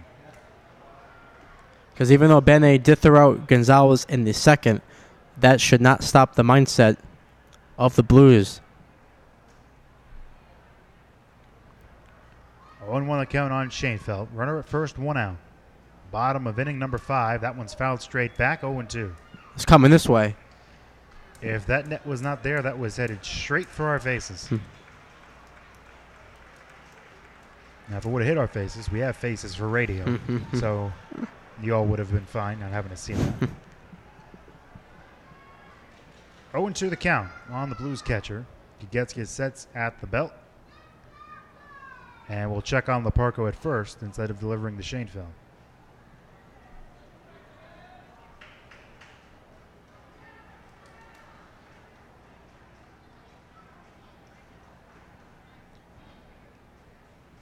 Leparco getting a good lead off first. And there he goes. Pitch is foul. Leparco had that one stolen. He got a huge jump. Gagetskis from the stretch has a slight delay before he delivers to the plate. And that'll give a runner like Leparco or Chris Davis plenty of time to get a good jump. And he probably had that one stolen if Shanefield didn't have to protect with 2 strikes. Gotta watch out for those pickoff attempts too, especially because he is a lefty. 0-2, not going. Slide step, swing and a miss, strike 3. Chased a little slider down in the zone. Second strikeout this inning for Gagetskis. 1 on, 2 out now.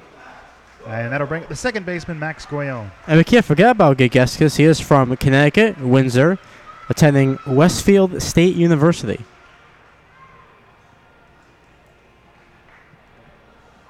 Goyon popped up to first, leading off the 3rd inning. Leparco at first, 2 out. And Gagetskis throws over. This is a great experience for all these college athletes in the summertime to get more work in before they start with all those workouts coming up for them and playing next spring for their colleges. And another throw over by the Dirt Dogs left-hander. And that's what speed will do. Makes the pitcher pay a lot of attention. Which could affect his mindset with the hitter.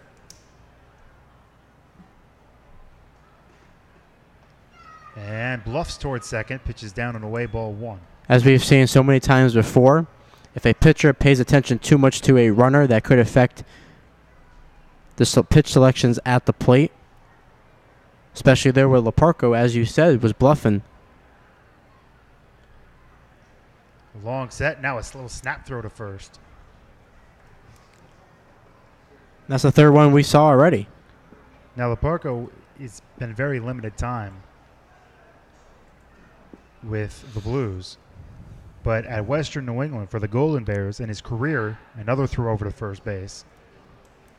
In 2 seasons, he'll be a junior next year at Western New England. In 2 seasons at college, has stolen 17 bases and has been caught once. Stole 9 his freshman year and 8 last year without getting caught. That one misses down and away, 2-0. And once again, bluffed at first base. So twice he's done that. 4 attempts at first via the pickoff from Gagetskis. Now the count's 2-0. The 2 on the way. A strike on the inside corner, 2-1. The other thing, Leparco, just looking at his stats at Western New England, he does not strike out very much. Has 303 at college at-bats. He has struck out a total of 34 times. 2-1, another check over. I think Adam Dunn used to strike out 34 times in a week.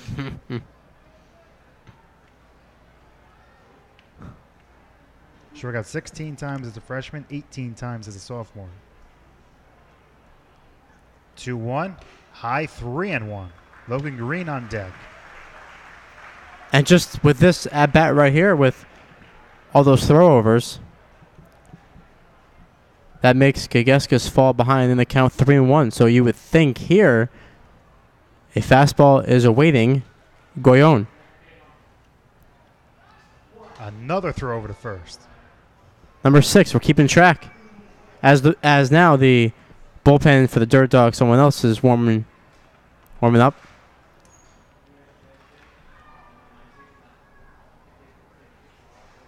Three and 1 the count, and that one's fouled back 3-2. So the Blues might get a break here with 3-2 count, 2 out. Leparco can run on the pitch.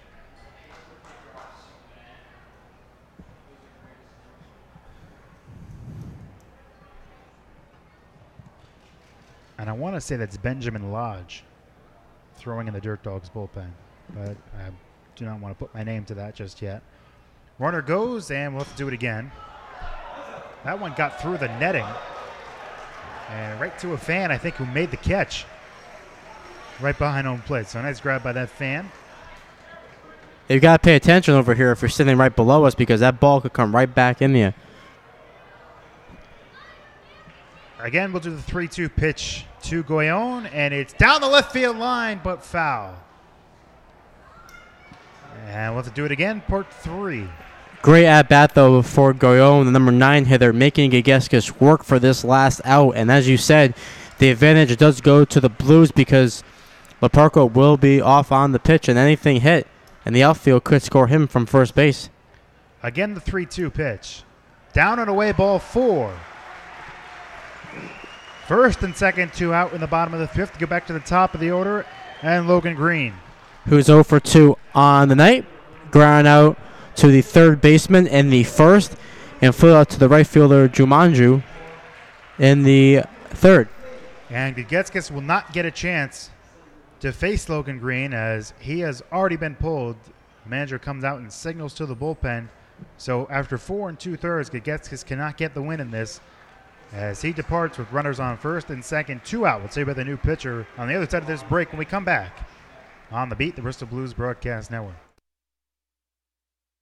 The Beat Bristol's Rock Mix is proud to be the official broadcast station of the Bristol Blues, the city's very own baseball team. So whether you're at the field or away, catch every home game from Muzzy Field by listening to the broadcast at bristolbeat.com or on our free app.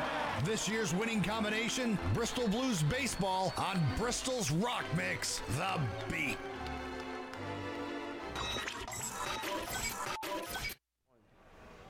New Dirt Dogs pitcher is the right-hander Benjamin Lodge from UMass Dartmouth, native of Blackstone, Massachusetts, where he'll be a senior at UMass Dartmouth next season. 0-3 for the Dirt Dogs this summer with a 4.37 earned run average. 14 games, all in relief, 24 2/3 innings.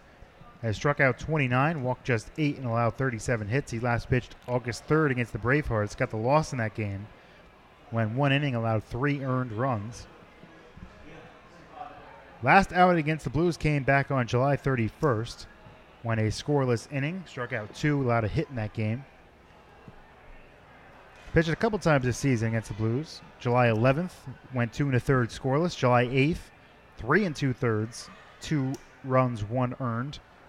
And June 13th, 2/3 of an inning, allowed 2 unearned runs. Every time a Dirt Dogs pitcher might come in tonight, a little concerning, just hoping that could be number 39, who right now we don't know who that would be. Luckily, we don't have to worry about him just yet. Listed on the roster as, literally, it says unnamed pitcher. But whoever it is a right-hander. But here we go. The Blues had a chance back in the second, couldn't capitalize. Could they do it here in the 5th with Green at the plate and 2 on, trailing 1-0? First and second, 2 out. Bottom of the 5th, Blues trail by 1. Logan Green on the night, 0 for 2. Lodge deals, fastball right down the middle, 0-1. At second base is Leparco. At first is Max Goyon. So good speed on the bases for the Blues. The right-hander Lodge sets and delivers the 0-1. High ball 1. Looks like he's got some good life on the fastball. 1-1 the count on the Blues left fielder. Gennarelli goes to Lodge to get this last out and to keep them in the lead. The 1-1 pitch from Lodge. On the outside corner of the fastball, 1-2. If you're wondering on the season, Logan Green has driven in 11 as he falls behind 1-2. Lodge bends at the waist. Glove hand resting on his knee. Ball behind his back. Now comes set. Hands drop down to his stomach and about to deliver the 1-2 pitch.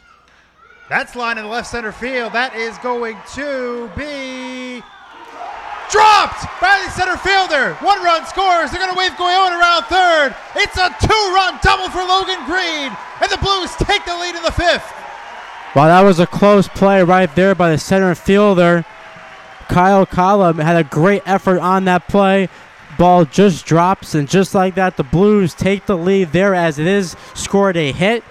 So big hit, big piece of hitting there by Logan Green gives the Blues the lead, 2-1. This crowd went from oh to screaming as that ball looked like Kayla looked like he was going to make an outstanding diving catch. And instead, it just popped out of his glove when he hit the ground. Gives the Blues a 2-1 lead, and Chris Davis fouls the first pitch off 0-1. If Kayla was playing, now he was shaded towards right center field. Yeah. If he was playing straight away center field, that's an easy catch. Oh, for sure. Yeah. Great effort, but just popped out of his glove. Now the Blues have the lead. Here's the 0-1 from Lodge. Down the left field line. Will it stay fair? No, it'll twist foul, 0-2. Those 2 runs charged to Jonathan Gagetskis. His line is complete, 4 2/3, 2 hits, 2 runs, 3 walks, 5 strikeouts. Impressive, though, by Green with 2 outs, 2 strikes. Delivers for the Blues. Green at second, 2 out, 0-2 count on Chris Davis. The right-hander sets and delivers. Down the left field line, that is going to go foul again. Close. 2 times this bat. If I'm the left fielder, Brandon Morse, I might take a couple of steps toward the left field line.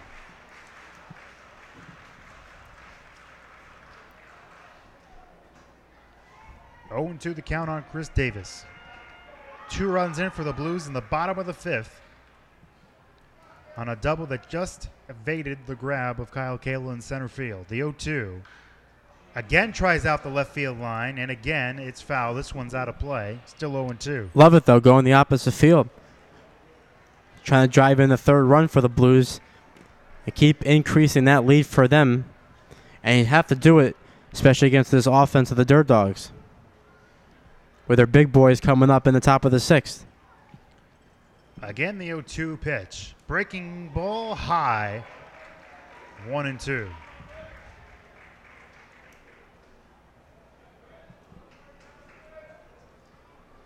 Green takes a good lead off second base. With 2 out, he's going on anything. A 1-2 from Lodge. Swing and a miss at a fastball. Davis down on strikes, but Logan Green delivers with 2 outs.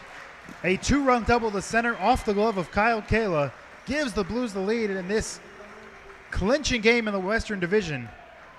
After 5 full innings, Blues 2, Dirt Dogs 1 on the beat, the Bristol Blues Broadcast Network.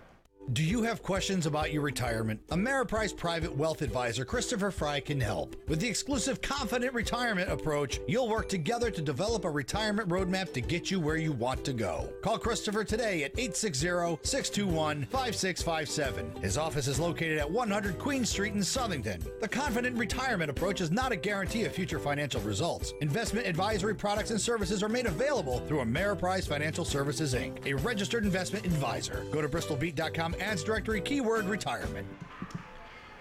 We go to the top of the 6th inning. 2-1 Blues lead the Dirt Dogs on the beat, the Bristol Blues Broadcast Network. It's the top of the 6th, which means we'll take a look at the FCBL scoreboard for this Sunday, August 6th, the last day of the regular season. We have 3 finals. In Game 1 of a doubleheader, the Seacoast Mavericks defeated the Nashua Silver Knights 11-4, but in Game 2, the Silver Knights bounced back and picked up the victory 12-2. And as Rick gave the hint earlier, the Brockton Rocks at Campanelli Stadium this afternoon took care of the North Shore Navigators 23-2. So the Blues season record stands at 24 runs, the most in a game this season. And currently in the bottom of the 2nd, the Pittsfield Suns have an early 1-0 lead over the Worcester Bravehearts. And that win by the Silver Knights does clinch them a playoff berth. Remains to be seen whether they will be the 5th or 6th seed. But that win, they had to win one of their 2 games today in the doubleheader. They won their second one. So they get a spot in the playoffs. Now it's just a matter of seeding. New pitcher for the Blues, I have to tell you about. It's Kyle Hogg from Ramapo College, native of Bergenfield, New Jersey, making his 3rd appearance of the season, 0-1 with a 10.28 earned run average. 2 games, 1 start, 7 innings, 7 strikeouts, 4 walks, and 11 hits allowed. He last pitched August 3rd against the Suns. Went a scoreless inning, gave up a hit, and struck out 1. 3-4-5 hitters due up for the Dirt Dogs. Yeah, tough task coming into the game facing these guys, but we'll see here if he can keep this lead at 1. Mike Cogshaw starts things off, fouls the first pitch away behind the screen, 0-1.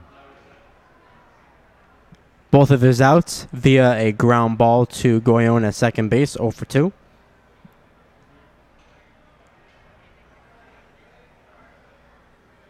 The right-hander deals, and out in front of a pitch, pops it in high in the air right side. Max Goyon in fair territory makes the catch for the first out of the top of the 6th. So far tonight, Blues pitchers against the combination of the 3-4 hitters, Cogshaw and Tower, 0-5. As Tower flew out to Davis in the first and lined out to Gonzalez. That great play back in the 4th. First pitch to Tower is swung on and missed, 0-1. Up the middle is wide open. The Blues, Gonzalez at shortstop, plays him closer toward the hole between short and third. And he hits one right on the ground to the Parker with third. Fires to first, and the 3 and 4 hitters in the Dirt Dogs lineup 0-6 now. Yeah, you can't ask anything more for these Blues pitchers so far. Obviously, the injury to Fox, but they have not missed a beat so far. That's 2 outs, and that bring up the center fielder who made that great effort last half inning, but just missed it, Kyle Kayla. At first, that looked like that ball was caught. That's what I thought. Didn't see it, and all of a sudden the ball trickled away from him. That's hit on the ground in the left field for a base hit. So Kayla is now 1 for 3 on the night, 1 on, 2 out, and that'll keep the inning going for Brandon Morse, who singled back in the 2nd and flew out to Nick Roy in the 5th. So we'll see here. The Blues had a 2-out rally last inning. We'll see here if the Dirt Dogs can follow suit and at least tie this game up. Still a long way to go, but again, the Blues win. They have a day off tomorrow. Right-hander's Hogg sets at the chest and delivers a sky-high pop-up middle of the diamond. Hogg off the mound making the call and the catch to end the top of the 6th.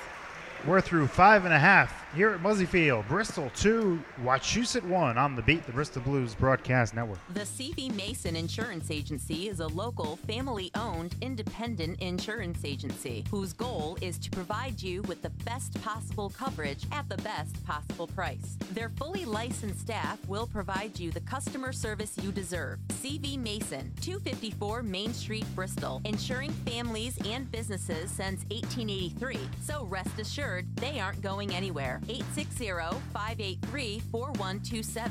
Online at cvmasoninsurance.com. CV Mason, there when you need them. And we are back here on the Beat as we now enter the bottom of the 6th inning, and your Bristol Blues in front of the Wachusett Dirt Dogs 2-1. Make sure you stop by Harvest Bakery, home of the best buns in the town. They're located at 84 Farmington Avenue in Bristol. Call 800-589-8800. That's 800-589-8800. Harvest Bakery has been serving the community for over 75 years. It is the official bakery of your Bristol Blues, and stepping up for the Blues in the bottom of the 6th inning will be the 3, 4, and 5 hitters, the same as it was this last half inning for the Dirt Dogs. It'll be Cooper Moroka, Jason Gonzalez, and Mitch Williams. Again, going to go out back to that big 2-out hit by Logan Green to give the Blues the lead in the bottom of the 5th. Moroka on the night is 0 for 2, flied out to center in the first and struck out swinging to start the fourth.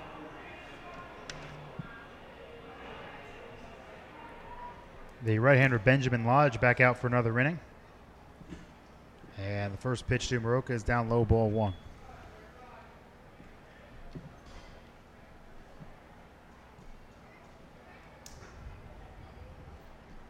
Lodge came in to try to get the last out of the bottom of the fifth, which he did. That one misses down and in 2-0, but not before allowing Logan Green's 2-run double just off the glove of Kyle Kayla in center field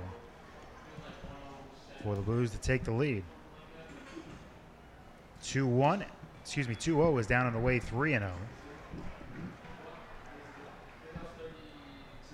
As the Blues offense tries to give those pitchers a little more cushion. Jason Gonzalez on deck. 3-0 pitch is a fastball inside. Had a good start for the Blues in the sixth. A 4-pitch walk to Cooper Maroka. So good start to the inning for the Blues with the walk. As now we'll see a mound visit. Try to settle down Lodge. As I believe a pitcher will begin to loosen up in that Dirt Dogs bullpen.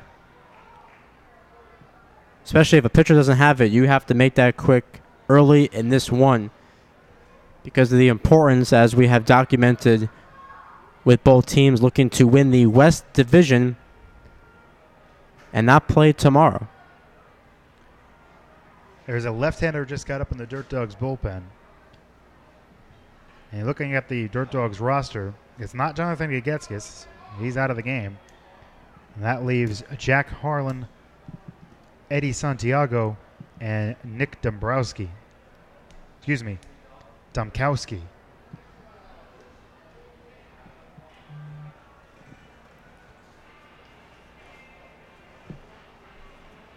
Can't really see the number as of yet, but it is one of those three. Or it could be unnamed pitcher. Oh, no, we know he's a right-hander, so it's not him. So runner at first, nobody out. Jason Gonzalez is 1 for 2. Fouls that one down the right field line. And a count 0-1. Gonzalez singled to lead off the second off the back of Jonathan Gagetskis and was later caught stealing. And last time up, he struck out swinging. Bottom of the sixth, Blues lead it 2-1. All first is Maroka, the 0-1 to Gonzalez. Fastball on the outside corner, 0-2.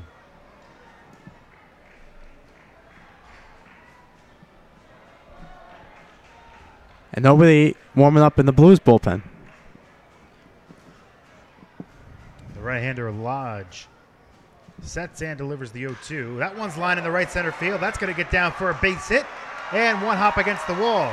Ronnie Palmer waving Maroka around third, and he is going to score without a throw. An RBI double for Jason Gonzalez, who pumps his chest at second base, and the Blues take a 3-1 lead in the sixth. Yeah, nice job there by Gonzalez, going the opposite field, driving in Maroka. Just like that's 3-1. Still nobody out in the bottom of the sixth. As you see the emotion on the field from the players, they know how big this game is. As the line keeps on moving for these Blues hitters.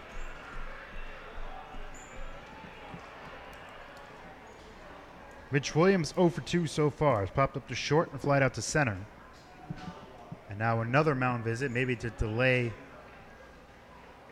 Well, it's the second mound visit, so they're going to have to take Lodge out of this game. Lodge doesn't seem like he's had anything. He's come in, gave up 2 doubles, and has given up the lead.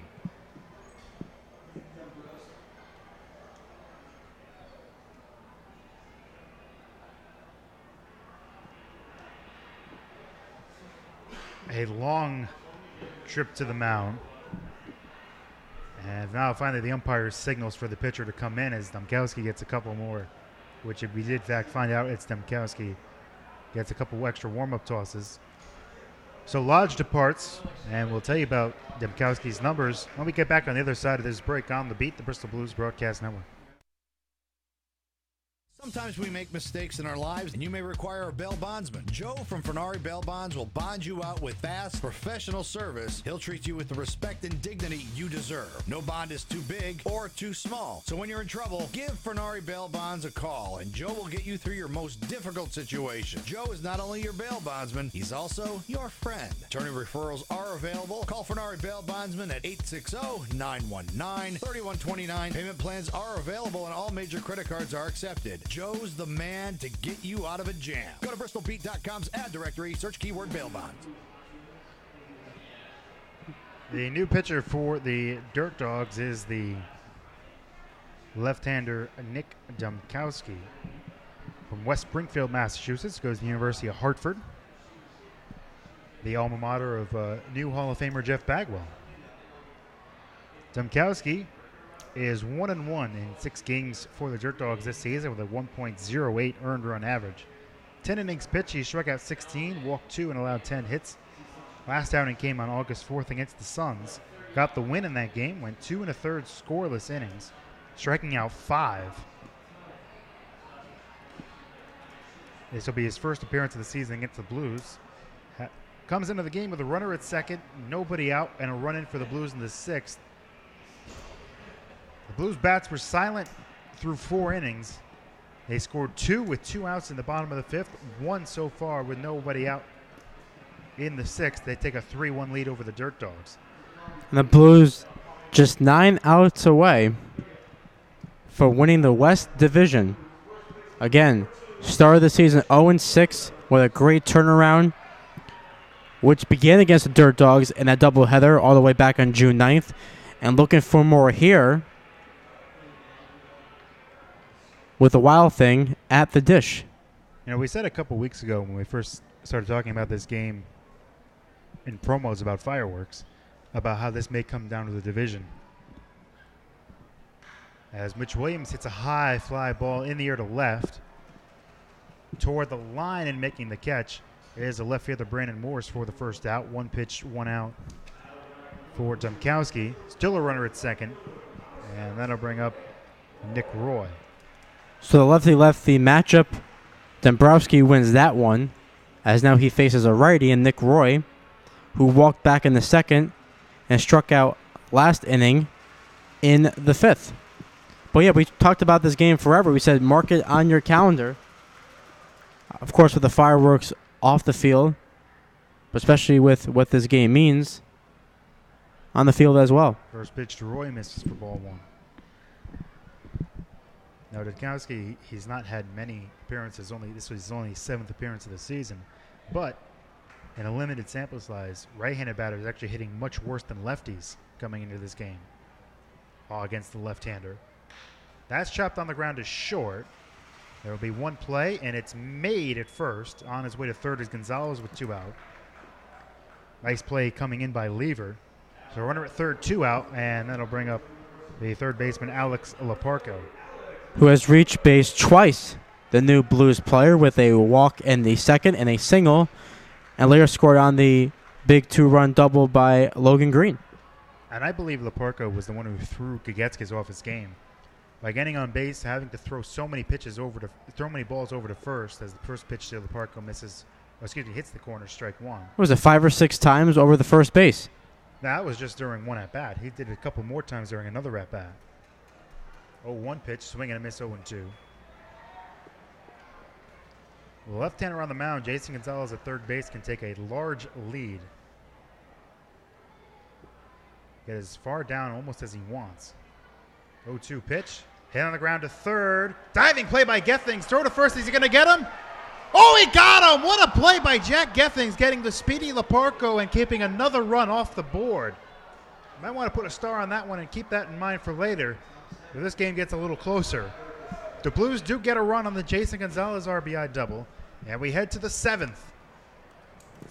3-1, Blues lead it on the beat, the Bristol Blues Broadcast Network. Would you let your child drive a car without taking a class first?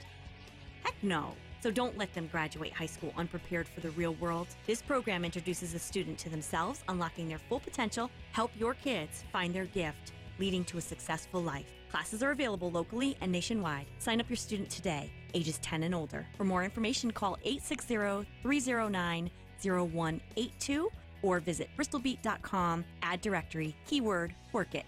Let work it help.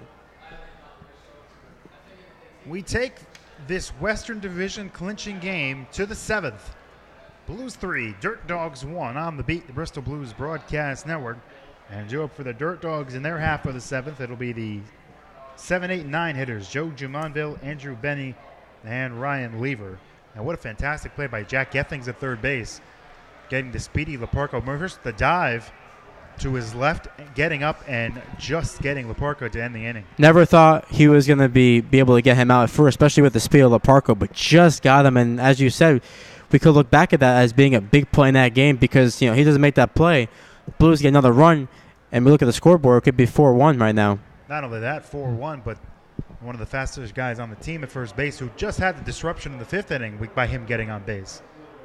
And he would have been on with nobody ahead of him on base, and we're going to see what happens later that inning. But a nice play to keep it a 2-run deficit. Joe Jumonville will lead things off over 2. Just flat out to center and ground it out to short. Kyle Hogg back out for another inning.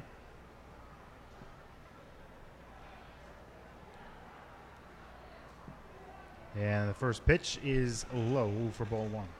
As we see someone in the Blues bullpen light tossing right now.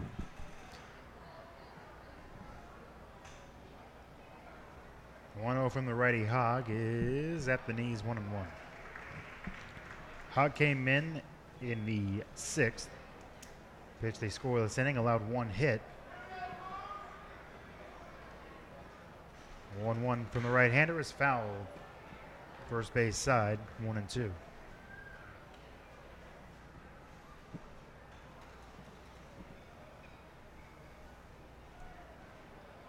Top of the 7th. Tight nail-biting of a clinching game. Though 1-2. Chopped on the ground, foul outside of third. But again, when you going back to the scorecard that we have here, the fact that the 3 foreign hitters are combined 0 for 6, that's huge right there, especially with the way those two have been hitting, not just lately, but all season long. The 1-2 pitch. Lined up the middle, there's a base hit to center field. Good start for the Dirt Dogs in the 7th. Jumonville's first hit of the night, 5th of the game for the Dogs. 1 on, nobody out, and that'll bring up Andrew Benny. Who on the night is 1 for 2. Ground out to the third baseman, Alex Leparco in the 2nd, and single in the 5th.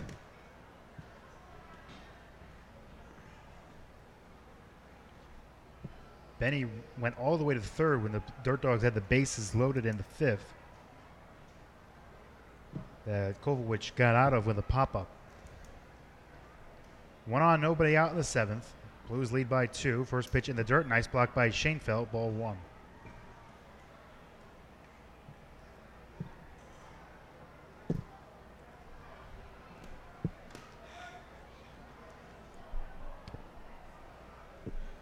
Want to know the count on Benny.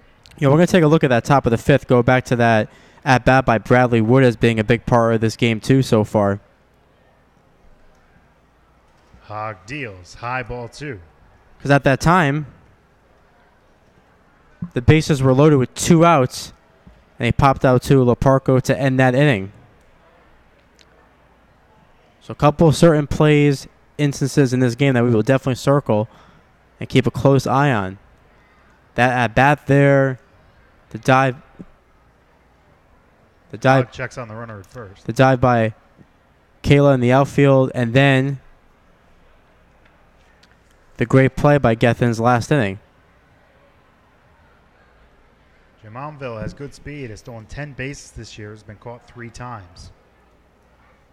2-0 pitch. Popped foul and out of play. Behind the plate, 2-1.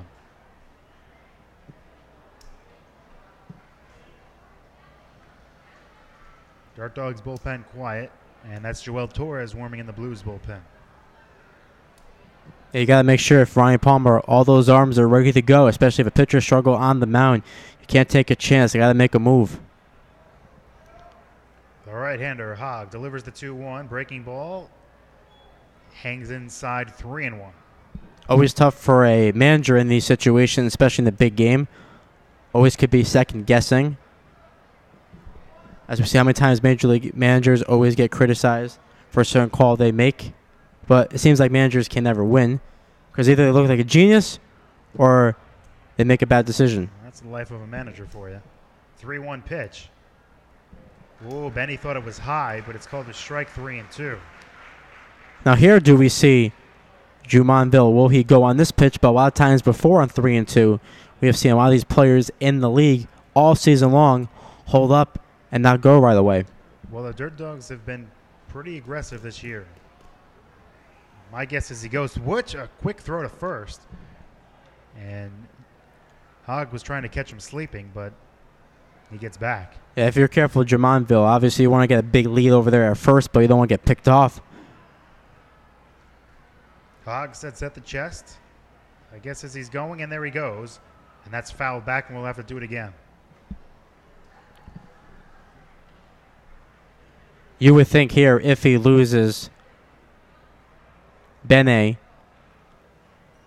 with Torres warming up more and more, you would think a move would be made, especially because in that case it's first and second. But again, the count's 3-2 on the catcher. Signs are being given to the base runner and hitter respectively. 3-2 to count. Jumonville went on the first 3-2 pitch. Probably going to go again here. Nope, not going. And he swings and misses. So maybe a good thing for the Dirt Dogs that the runner was not going. Hogg gets the strikeout, 1 on, 1 out, and that'll bring up Ryan Lever. And Lever on the night, 1 for 2. Flew out to Green in the third and singled back in the fifth. Want to be careful here because we see the top of the order coming up with Gethins on deck. So definitely don't want to face those hitters with runners on base. Gethings is the guy in the lineup. I know about the Cogshalls and Mike Tower, but another check on Jumonville at first. But Gethings is the guy who puts the bat on the ball and looks to be one of those guys that's pesty, as He one is. might call him. A great word for him. Guy can do it all. We saw even a great bunt attempt didn't work because he was out at first. But definitely got to always keep an eye on him. First pitch, squaring to bunt is Lever, but it's pulled back if the pitch was high for ball 1.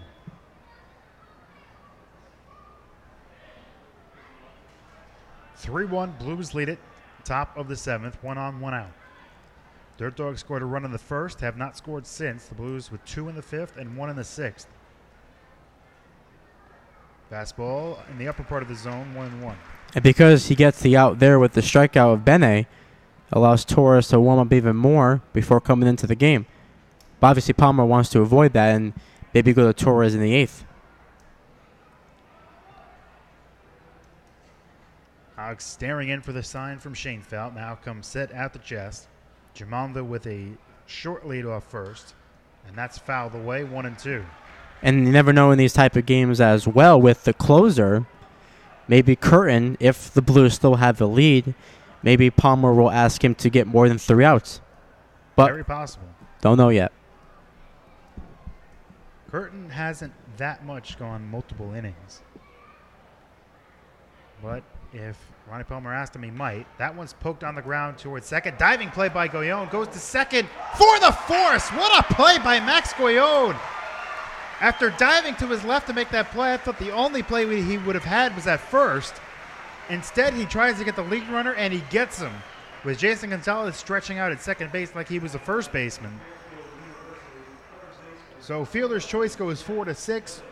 Runner at first, 2 out for Jack Gethings. Yeah, they just got him out at second base, too. Like you, I thought the only play he would make is go to first base, the easy out, but went to second, just got him. So both infielders today. Great play by Goyon there. We saw a few innings ago with Gonzalez on that diving attempt off the bat of Tower. Gethings hits one on the ground to second. Goyon fields, again flips, and that will do it. Dirt Dogs get the leadoff man on the 7th, but nothing comes of it. And we're going to stretch here in Bristol with the Blues ahead 3-1 on the Beat, the Bristol Blues Broadcast Network. Being arrested and charged with a crime is frightening and stressful. It is important to remain silent until you can speak with an attorney who knows how to protect you. At the law offices of Jody Zills Gagné, I take pride in smart and proactive criminal defense. I will guide you through the legal system and diligently pursue the best possible result within the framework of the law to get the charges dismissed, negotiate on your behalf, or fight for you at trial. Before you talk to anyone, call attorney Jody Zills Gagné at 860-582-4495 or go to the ads directory at bristolbeat.com and search keyword Jody, that's Jody with an I, for the law offices of Jody Zills Gagné.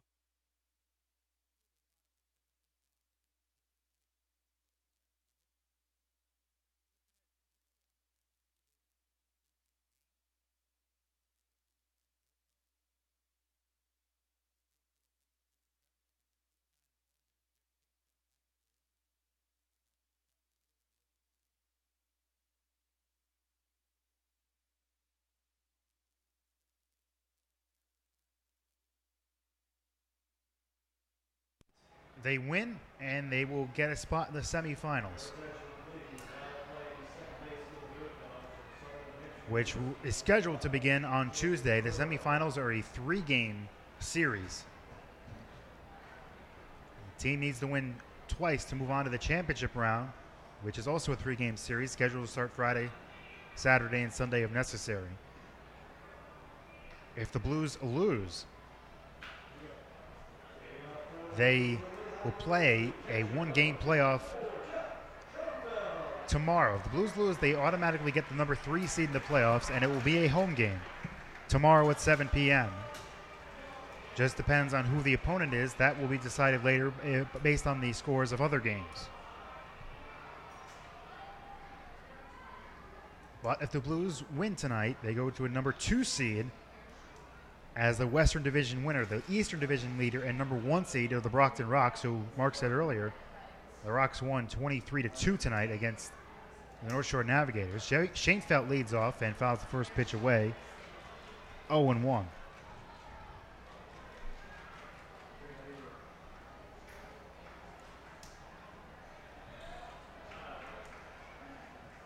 So the Blues just 6 defensive outs away from clinching that Western Division as Shanefeldt ahead of the curveball pops it up left side. Jack Gethings in foul territory. He runs out of room. And the count 0-2. 0-2.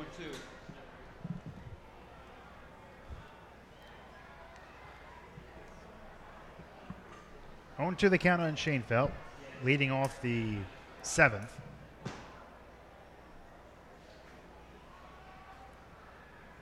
And the pitch is fouled away. Still 0-2.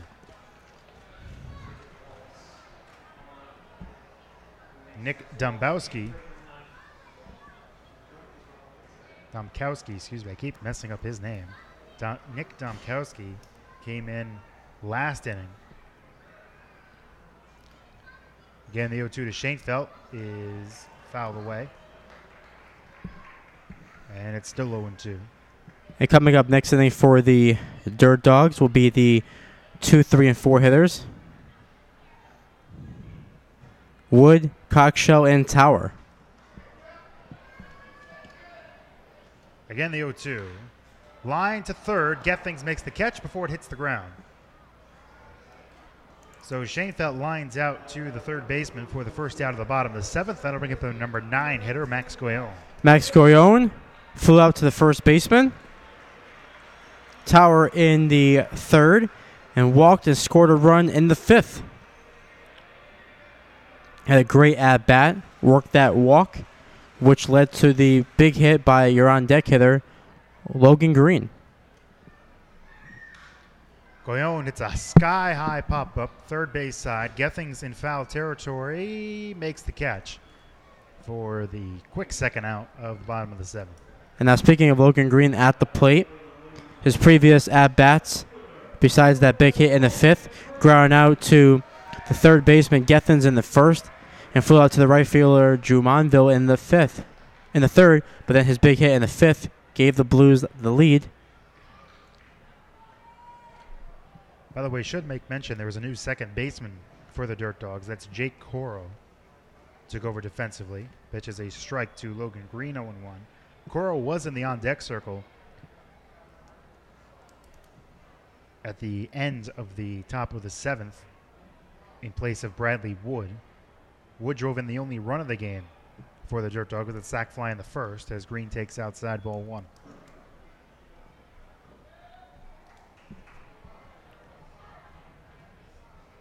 There's still a pitcher warming up for the Blues in their bullpen with 2 outs in the 7th.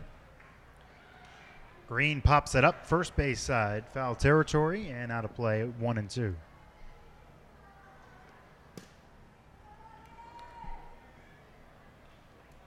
One and two the count, 2 out, nobody on in the bottom of the 7th. Blues ahead 3-1 in this division clinching a game in the West between the Dirt Dogs and the Blues. One of these teams are going to walk away with it. That's in the dirt, 2-2.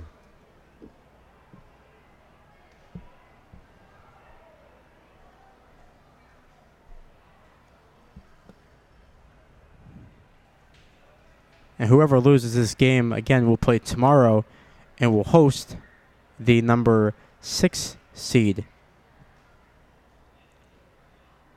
Green takes in the dirt, 3-2. And right now, the 6th seed belongs to the Sharks.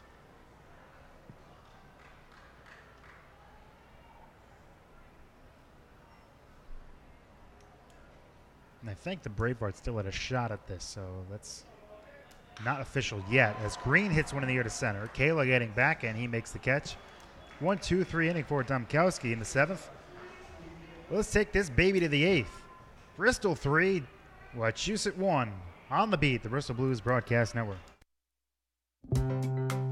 Looking for a great day out on the golf course? Join us for the Central Connecticut Chambers of Commerce Golf Tournament taking place Monday, August 7th at Tunxus Country Club in Farmington. This tournament is tons of fun with lots of prizes, great food, free gifts, good company, and some beautiful golfing. Plus the chance to win 5 hole-in-one prizes, including $10,000, 2 Harleys, and 2 brand new cars. Sponsorships, foursomes, and individual golfer opportunities available. Register today at centralconnecticutchambers.org.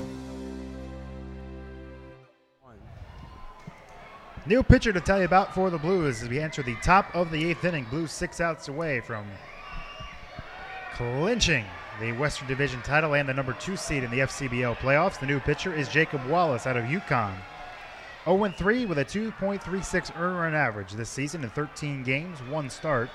19 innings pitched. He has struck out 24, walked 12, and given up 11 hits. Last pitch on August 3rd against the Suns went a scoreless inning. Last time he faced the Dirt Dogs was on July 25th, went a scoreless inning in that one too, walked 2 and struck out 1. July 8th against the Dirt Dogs, an inning and 2 scoreless. June 13th against the Dirt Dogs, one of his 3 losses, actually the first of his 3 losses, when an inning allowed a run, 1 hit, 1 walk, 1 strikeout. It's time to mention a few birthdays on this August 6th. Mets utility player Wilmer Flores turns 26. The Venezuelan infielder is hitting .285 with the Metropolitans with 12 home runs and 33 RBIs.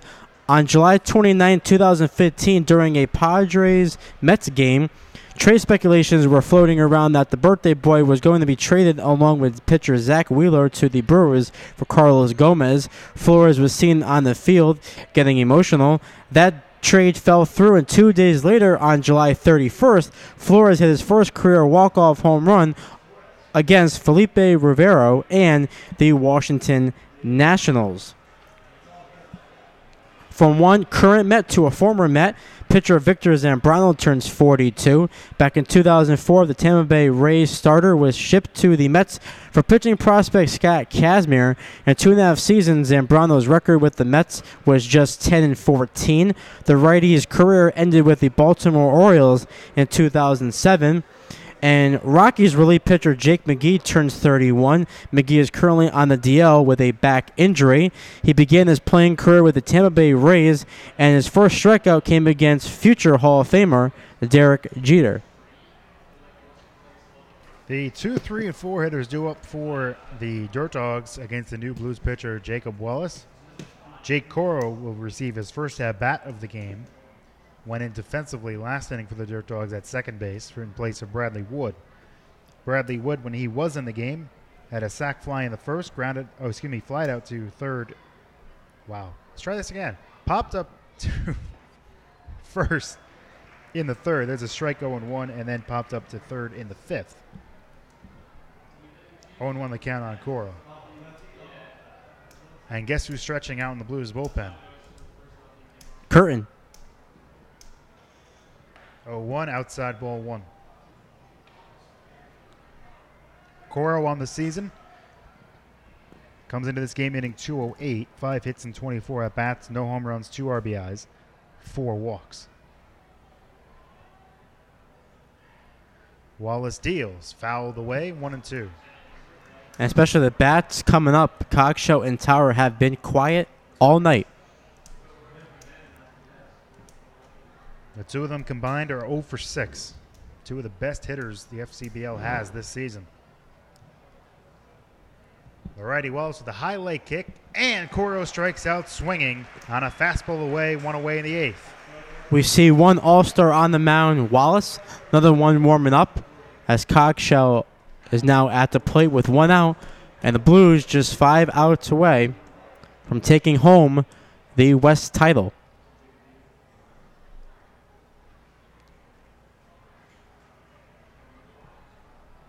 Cogshow has given Max Goyano a lot of business at second base. He's grounded out to him twice and then popped up to him the third time. Pitches outside ball 1. So if you're Goyon at second base, get ready for number 4 potentially right here.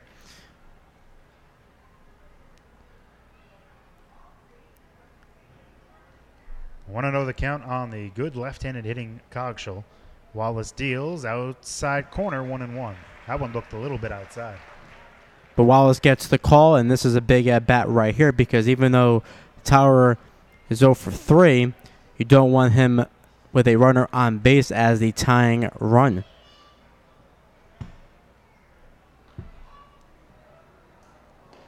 One is down and away, 2-1.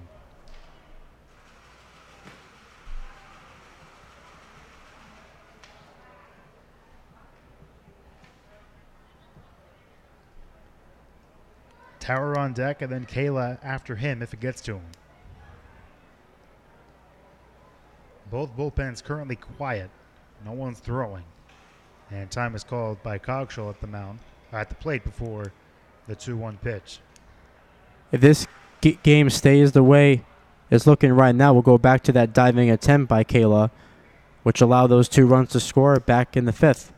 2-1 in the dirt, 3-1. Squirts a little bit behind Schoenfeld.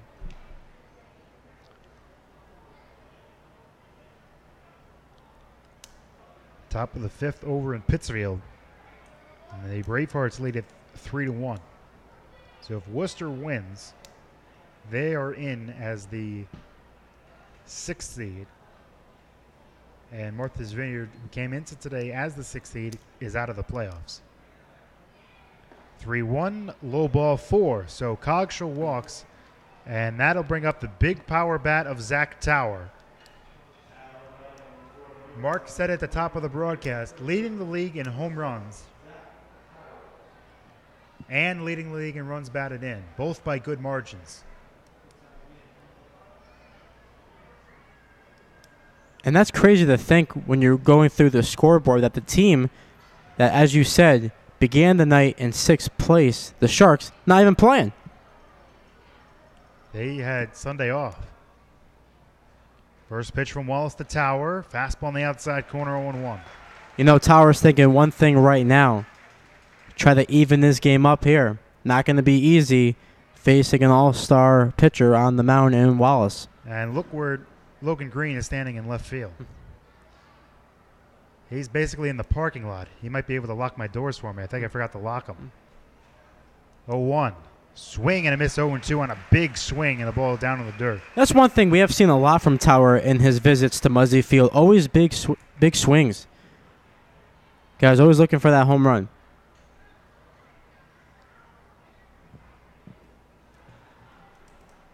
Oh, 0-2 the count on Tower. Runner at first, 1 out. Blues lead it by 2 in the 8th. Wallace got ahead quickly. The right-hander sets at the belt and delivers. A high fly ball to deep center field. Davis going back, still going back. That ball is caught by Davis. They're going to have to throw back to first. Can they get the double play?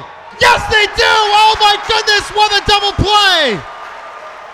Chris Davis crashes into the center field wall. Cogshaw was all the way around second base. Davis fired into the cutoff man who threw back to first, and a scoop by Mitch Williams to end the inning. Everything going right for the Blues. They came sprawling out of the dugout, and the fans giving Davis a standing ovation as they wait for the center fielder. Chris Davis, unconscionable. We head to the bottom of the eighth with the Blues still ahead 3-1 on The Beat, the Bristol Blues Broadcast Network. The Beat and Bristol Blues Baseball would like to take you and 3 others out to the ball game. Listen to Bristol Blues Baseball home games on The Beat. Throughout the broadcast, Ricky and Mark will give out the Blues Player of the Game. Then head over to the Beat's website at bristolbeat.com or our Facebook page at Bristol Beat and look for the Blues Enter to Win form. All correct entries have a chance to win a family 4-pack of tickets to an upcoming home game at Muzzy Field. Each ticket comes with a first round of snacks on us, The Beat, and Bristol Blues Baseball. Listen for the Player of the Game to win on The Beat, the official broadcasters of Bristol Blues Baseball. Well, we're trying to still catch our breath after that fantastic play by Chris Davis to end the top of the 8th inning. I have no idea how he got to that ball. Kept it in his glove after crashing into the wall, and then completing the double play. Well, we thought initially off the bat that was going to carry out of here and tie this game up, but he makes a great play, bangs into the wall, holds on to it, which obviously is important. As you see, the crowd rises to their feet. The teammates waiting for Davis as he comes back to the dugout, but a great play. We were talking about Towers' power. It was there, but just not deep enough to tie that game up, and Davis holds on to the ball, and the Blues now just 3 outs away. And, of course, Chris Davis leads off the bottom of the 8th. So Chris Davis will start things off at the bottom of the 8th. Blues ahead 3-1. Any other ballpark in the FCBL, that ball might be out of here. Tower got almost all of that one. And it kept carrying, and ironically, Davis crashed right into the Bristol Hospital sign. And the pitch is in the dirt, ball 1.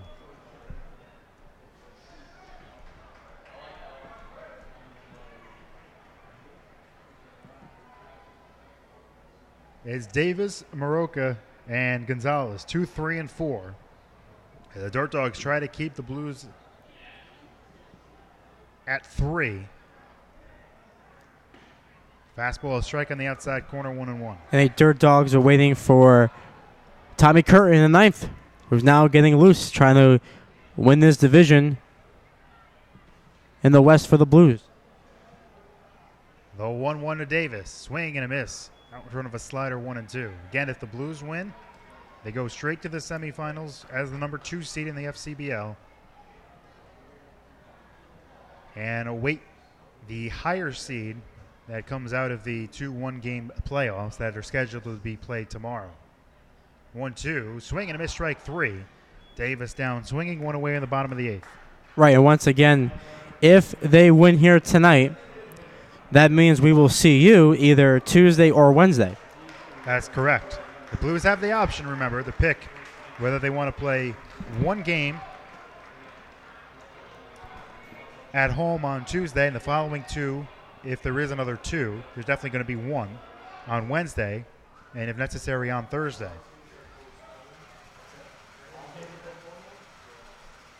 The first pitch to Cooper Maroka is swung on and missed, 0-1. Maroka on the night, 0 for 2. His flight out to center, struck out swinging, and walked and scored. That came in the 6th.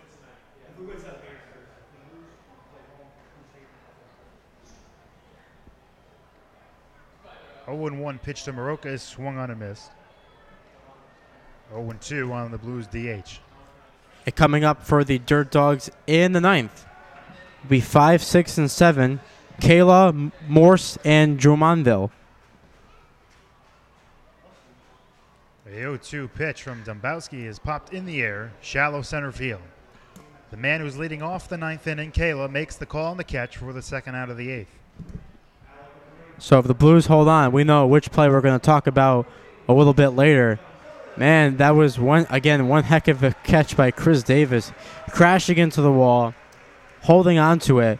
Because initially you're thinking either that's a home run or that's going to be off the wall and the run will score. But he makes the play and keeps the lead intact for the Blues at 2. That ball pops out of his glove. Cogshaw, who's easily around second base, that's why they double him off, scores easily, makes this a 3-2 game. Gonzalez swings and misses at a breaking ball 1-1. And Tower, who knows where Tower ends up, depending on where that ball goes. He's going to be at least at second, possibly at third with 1 out. 0-1 the count on Gonzalez. Outside ball 1. Gonzalez had an RBI double in the 6th. Got 2 hits on the night, so his hot hitting continues tonight.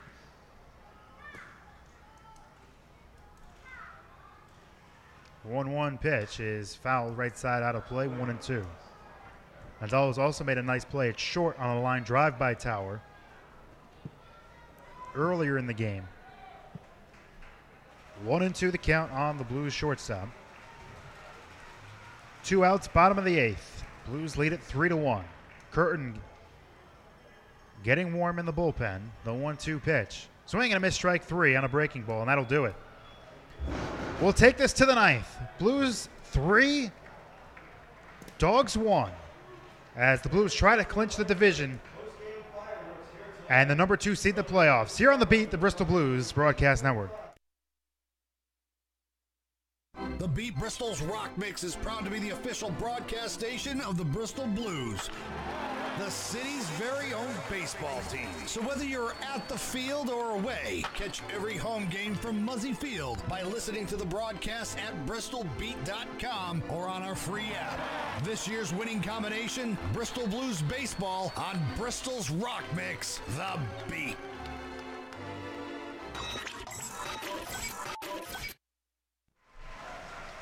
It's time to raise the curtain as Tommy Curtin comes in, the Bristol, Connecticut native who goes to CCSU, trying to pitch his hometown team to a Western Division title. Here in the top of the 9th with the Blues ahead 3-1 over the Dirt Dogs. We'll give you Curtin's numbers on the season. The 2017 FCBL All-Star will be looking for save number 12 on the season. He's 2-1 with a 1.22 earned run average in 15 games. 14 2/3 innings pitched. He struck out 19, walked just 5, and surrendered 10 hits. His last outing was August 3rd. Went an inning without allowing a run. Against the Dirt Dogs this season, his last outing against them came all the way back on July 8th, got the save with a scoreless inning. His first appearance of the season against the Dirt Dogs was back on June 9th in the Blues' first win of the season. In the second game of doubleheader, went 2/3 of an inning, walked 1, struck out 2 to get the save.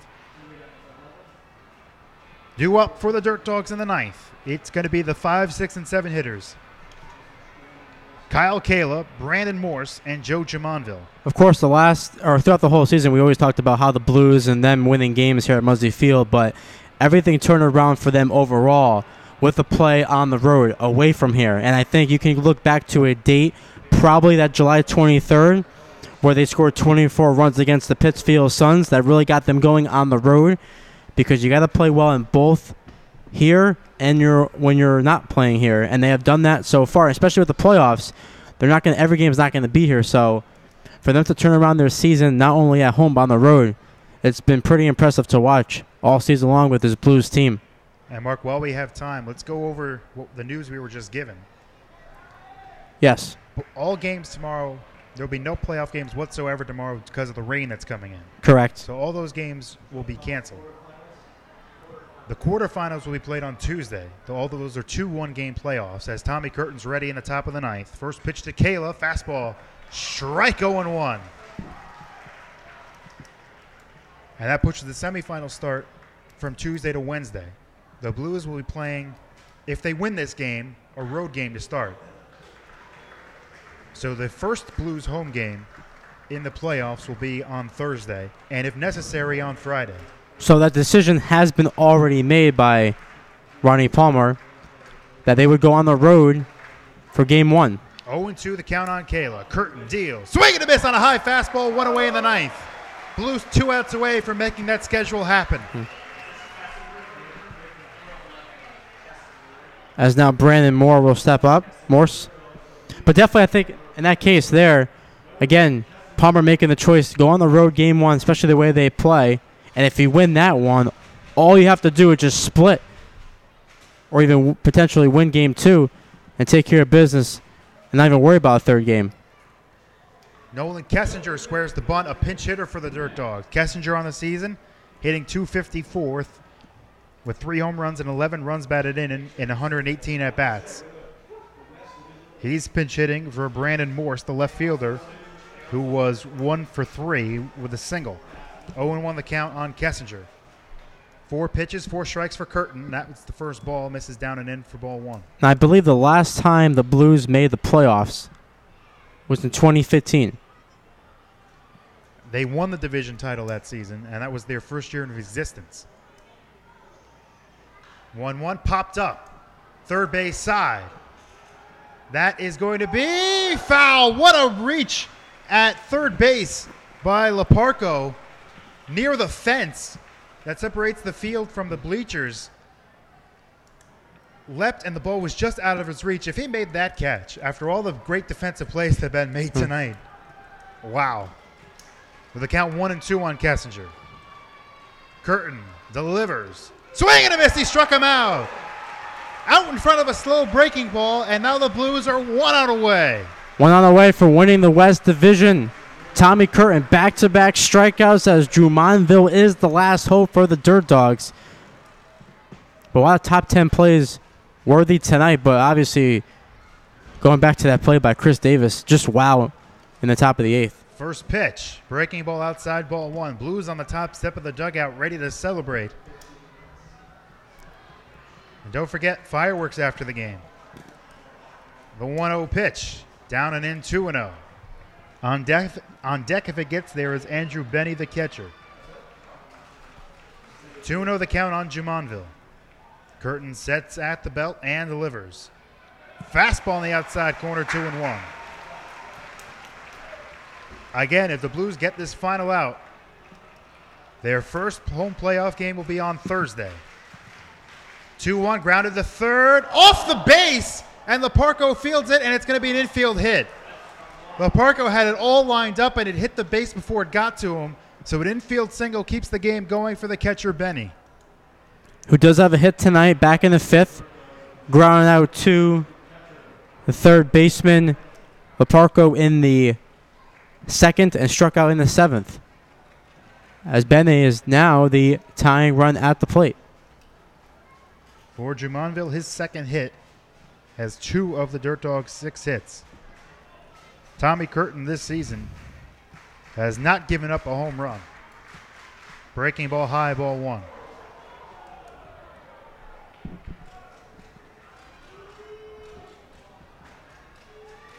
And Bene does have 2 runs for the Dirt Dogs. The right-hander deals inside corner of the breaking ball, 1-1. Jumonville at first, 2 out. Top of the 9th with the Blues ahead 3-1. Curtin comes to his set quickly. And now the 1-1 pitch. Swing and a miss, and the Blues are 1 strike away. As you're going to see the crowd start getting up now, looking for that last out. The fans, too, encouraging the people here at Muzzy Field. A great attendance here tonight. As you mentioned, those players ready to storm the field. Wonder if some of the fans might, too, with the excitement you see here now. Curtin sets. And the 1-2 pitch. Fouled away. We're going to have to do it again. Everyone on the edge of their seat just waiting for that last out as we'll do it over with a count 1-2 as the fans are clapping their hands looking for that last punch out. Curtin comes to a set. 1-2 count on Benny. The righty deals. Holds off the breaking ball, 2-2. The oohs and ahs of the crowd for that last out. They can taste the division title. And BB can taste it. He's right over here. He's getting ready. 2-2 the count on the Dirt Dogs catcher. Runner at first. Tying run at the plate. Curtin deals. Strike three looking, and the Blues win the West.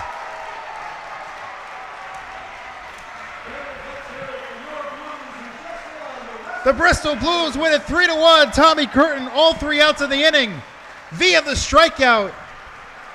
Tying run at the plate, and he got Benny looking to end the game. The Bristol Blues, after starting the season 0-6, got their first win of the season against the Dirt Dogs in the back end of a doubleheader.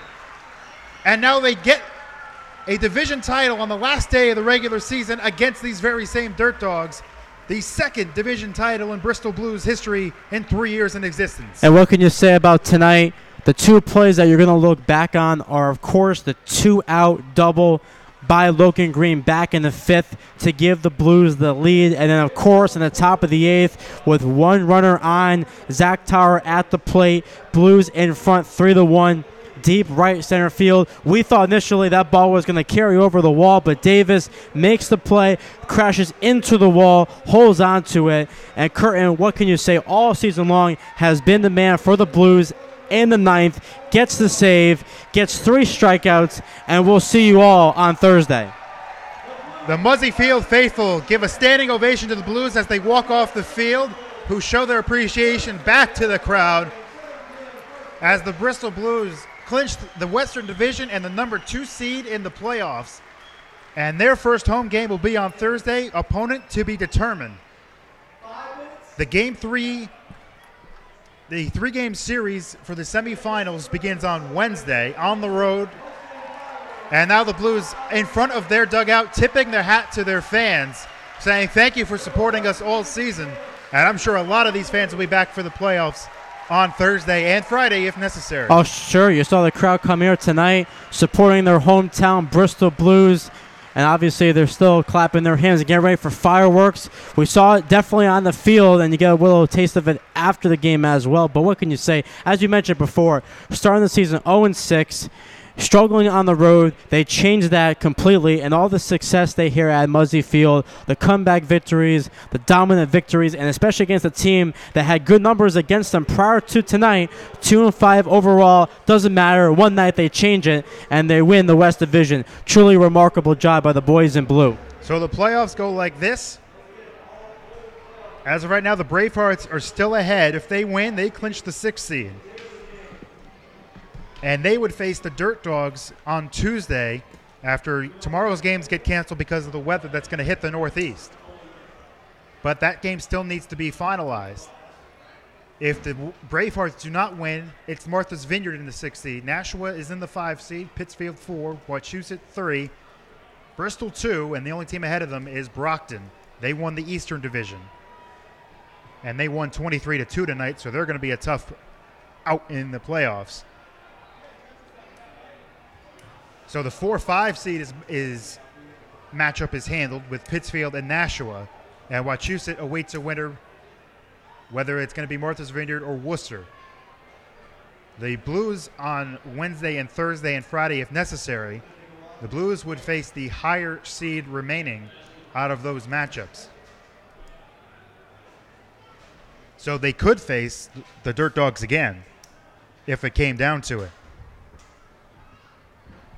What an exciting way to clinch a division. I'm heart still pounding, and the fans still here waiting for the fireworks to start.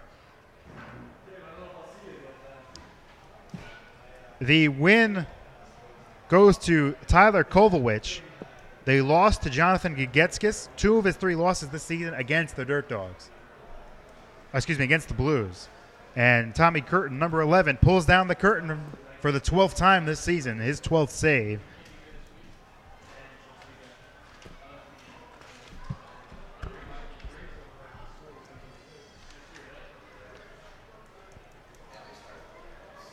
Our thanks to our on-site producer, Mr. Huck Gallagher, along with the staff and management of Bristol Blues Baseball for making our broadcast possible.